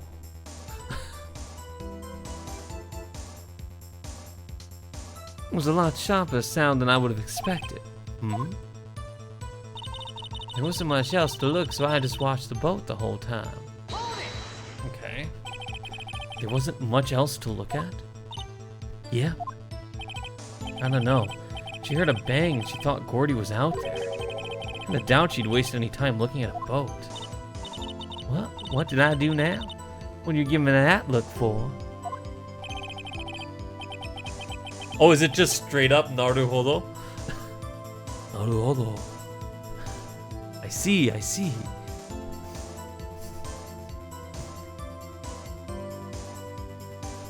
Definitely suspicious. Maybe it's time for some evidence. Witness, continue. Hold your hushy puppies, Pops. I'm getting there. Then I saw a flash near one of the men's hands and I heard another gunshot. So much else.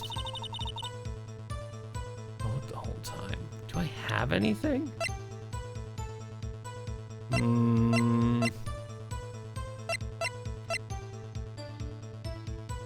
lake. Death, one bullet. Automatically at 12:15. 6. That's not gonna help me. Report lake. Body. Barrel. Oh no, sorry. Kinda doubt she'd waste any time looking at a boat. Okay. Alright, let's see what I can do here. Let me press this one actually, and then we'll go back. Was there nothing on the lake but the boat at that time? Huh? Wait, so you're thinking maybe he was shot from some other place? I don't think so, no. The lake was smooth as glass and nobody was on the shore neither. Gotta find some sort of... I won't be able to beat Von Karma any other way. There has to be something. Actually, not a research student, investigative photographer. Lake, that's all I was hiding. Bay, I looked straight out at the lake. There's not much else to look at, so I just watched the boat the whole time. Alright. Safety save. And present. What about this? Oh, thank goodness. Actual dialogue. Miss Hart, were you really looking at the boat? What's with you? Of course I was looking at it. I was the only thing out there. Any normal person be looking at it? I agree, any normal person would. But you are far from normal. What?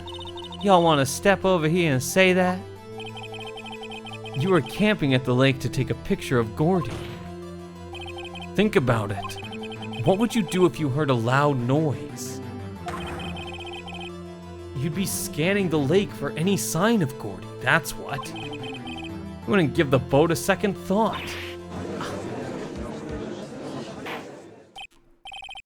Order. Continue, Mr. Wright. You testify that you were watching the boat through binoculars. However, you wouldn't need binoculars to watch that boat. You needed them to search for Gordy, and that's what you were doing.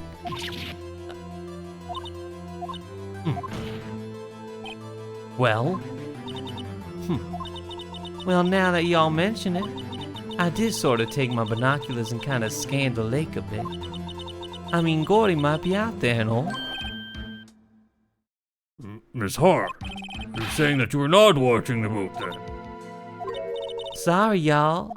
I wasn't fibbing, really. I thought, I could be a witness to a murder and all. I kind of got excited. I was sure I was watching that boat till now. This is totally uncalled for. But hey, you got the photograph, you got proof. Still, we can't see who was shooting who in this. Right. And that's why I took this photo and... Witness, that's enough. You've had a long day. Shut your pie hole. Shut my what? What was she gonna say? She took the photo and what? Wait a second. You had a photo... Gumshoe. She even had a photograph to prove it. But you really can't tell from the photo who's shooting. That's why she said she's gonna enlarge the photo. She said it'll drop the quality a mite, but should let us see who's who. She enlarged that photo. Why won't Von Karma let her show it? I've got a hunch. I bet that enlarged photo shows something bad for Von Karma. Yeah, enlarging photos doesn't quite work the same way it does on crime shows. If the detail isn't there to begin with, which on normal film probably wouldn't be, there's nothing to see. It's my chance. If I'm wrong, though, it'll mean prison for Edgeworth or worse. What should I do?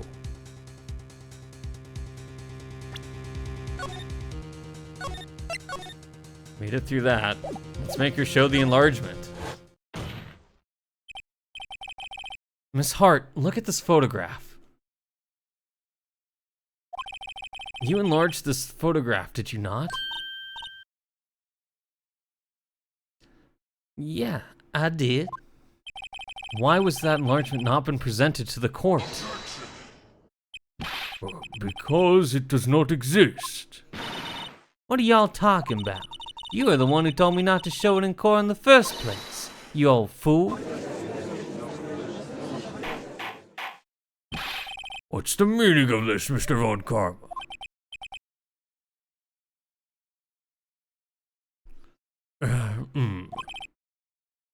Miss Hart.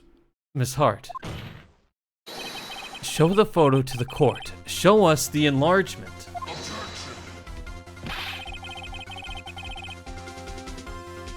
Prosecution objects to the submission of this evidence. Objection denied. The witness will show the enlargement to the court. Here it is.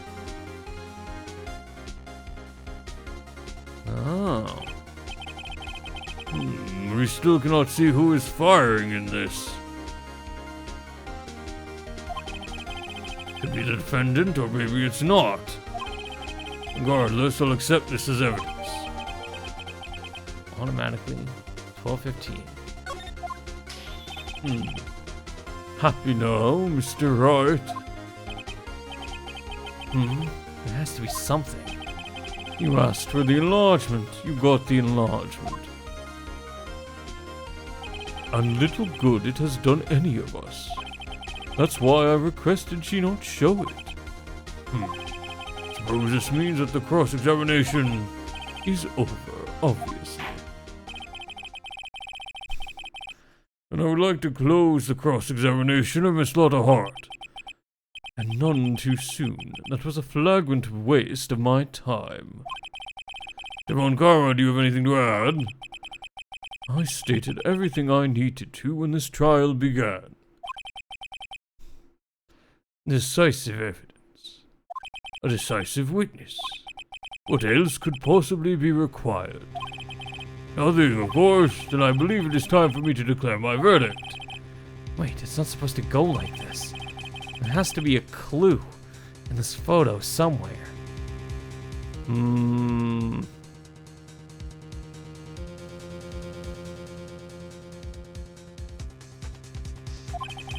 This is bad, real bad. What should I do? Show other evidence, wait and see.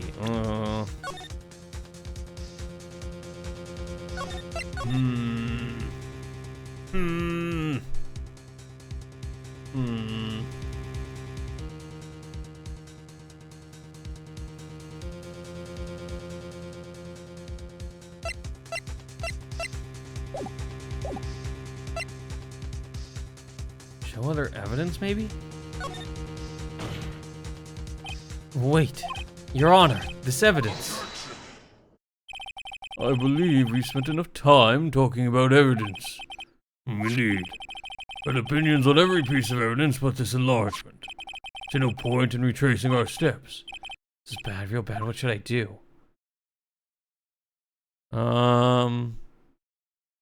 Object? Your Honor, there's something decidedly strange with this enlargement. What might that be?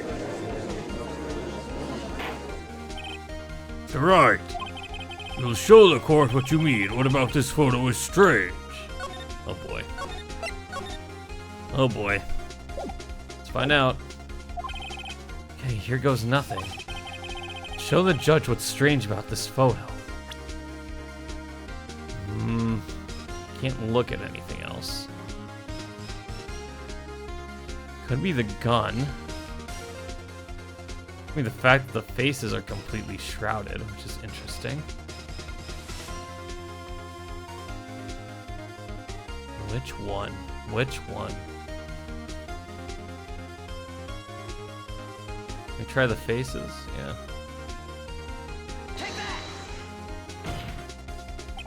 Here, Your Honor. The shooter? Not sure I understand what about the shooter is strange.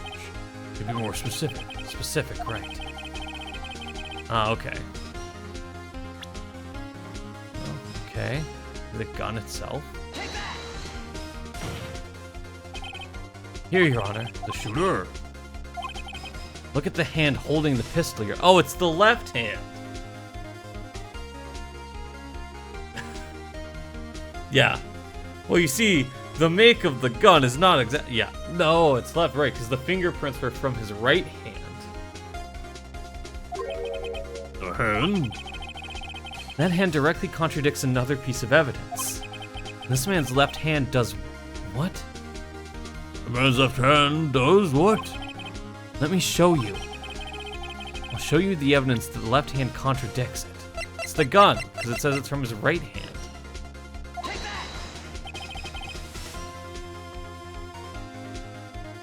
The evidence is clear. The man in this photograph is holding that pistol in his left hand.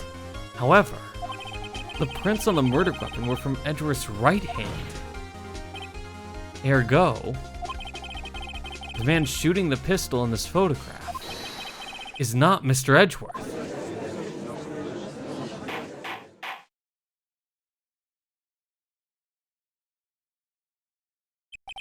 Now that everyone in the courtroom has quieted down, would like to reconvene this court of law. Mr. Wright, Yes, Your Honor. you have given us definitive proof today. We now know that it was not Mr. Edgeworth who fired the pistol that night. However, this leaves us with a rather large problem. If Mr. Edgeworth didn't do it, then who shot our victim? Precisely. As we have seen, there were no other people on the lake that night. Who but the defendant could have shot the victim? Freaking Larry. It was Larry. He actually killed someone this time. His heart? I mean, could be, technically speaking. I'm gonna assume it's the victim himself. Which was, because that was what Edgeworth's theory was. There's only one explanation remaining. I mean, it's not the only explanation remaining, Phoenix. The man who shot the victim was none other than the victim himself. Order. Order. So you're saying that the victim committed suicide? Yes, Your Honor. I can think of no other explanation. Indeed, that does seem to be the only remaining option.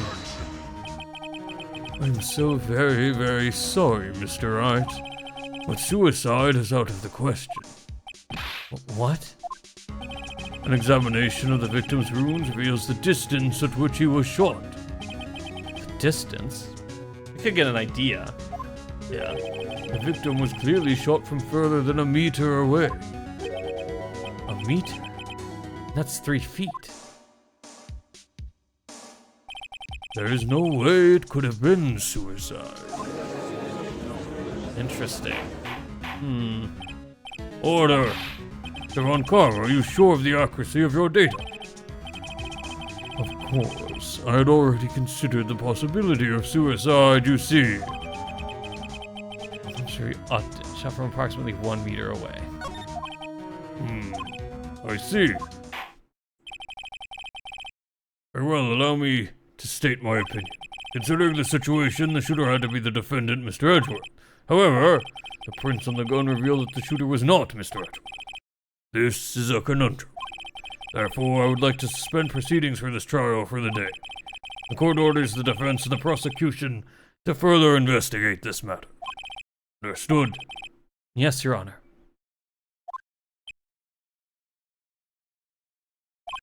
That is all. The court is adjourned.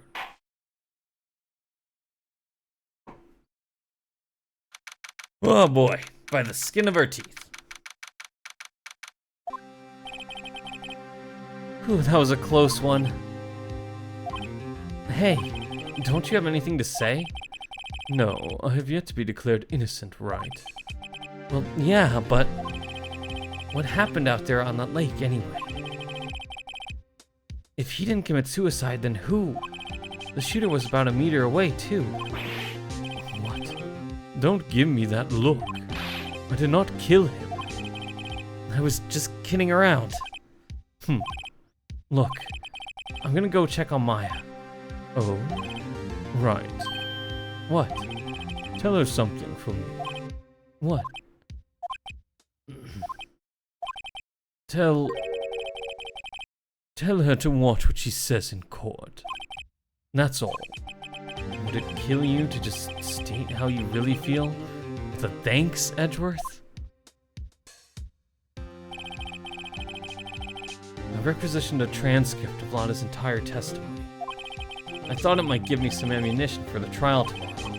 Of course, she didn't see the shooter, so the only part of her testimony that stood was the bang she heard.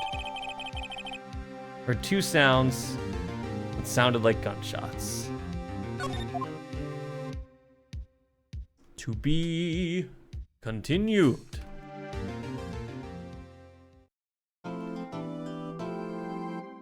And indeed, to be continued.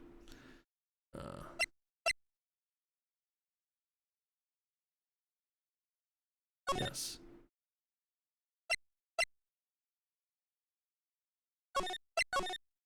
There we go. Day 2 investigation, because that is indeed where we are going to end the stream for tonight. Well, it's after midnight where I am. So, with that being said, I hope you all have enjoyed it. Thank you for hanging around if you're here on the live stream. If you've found your way onto YouTube and watching this, thank you very much for watching the whole thing. Remember to drink your water, eat your food, get some sleep. Hey, no worries about going randomly quiet. Chores are completely fine.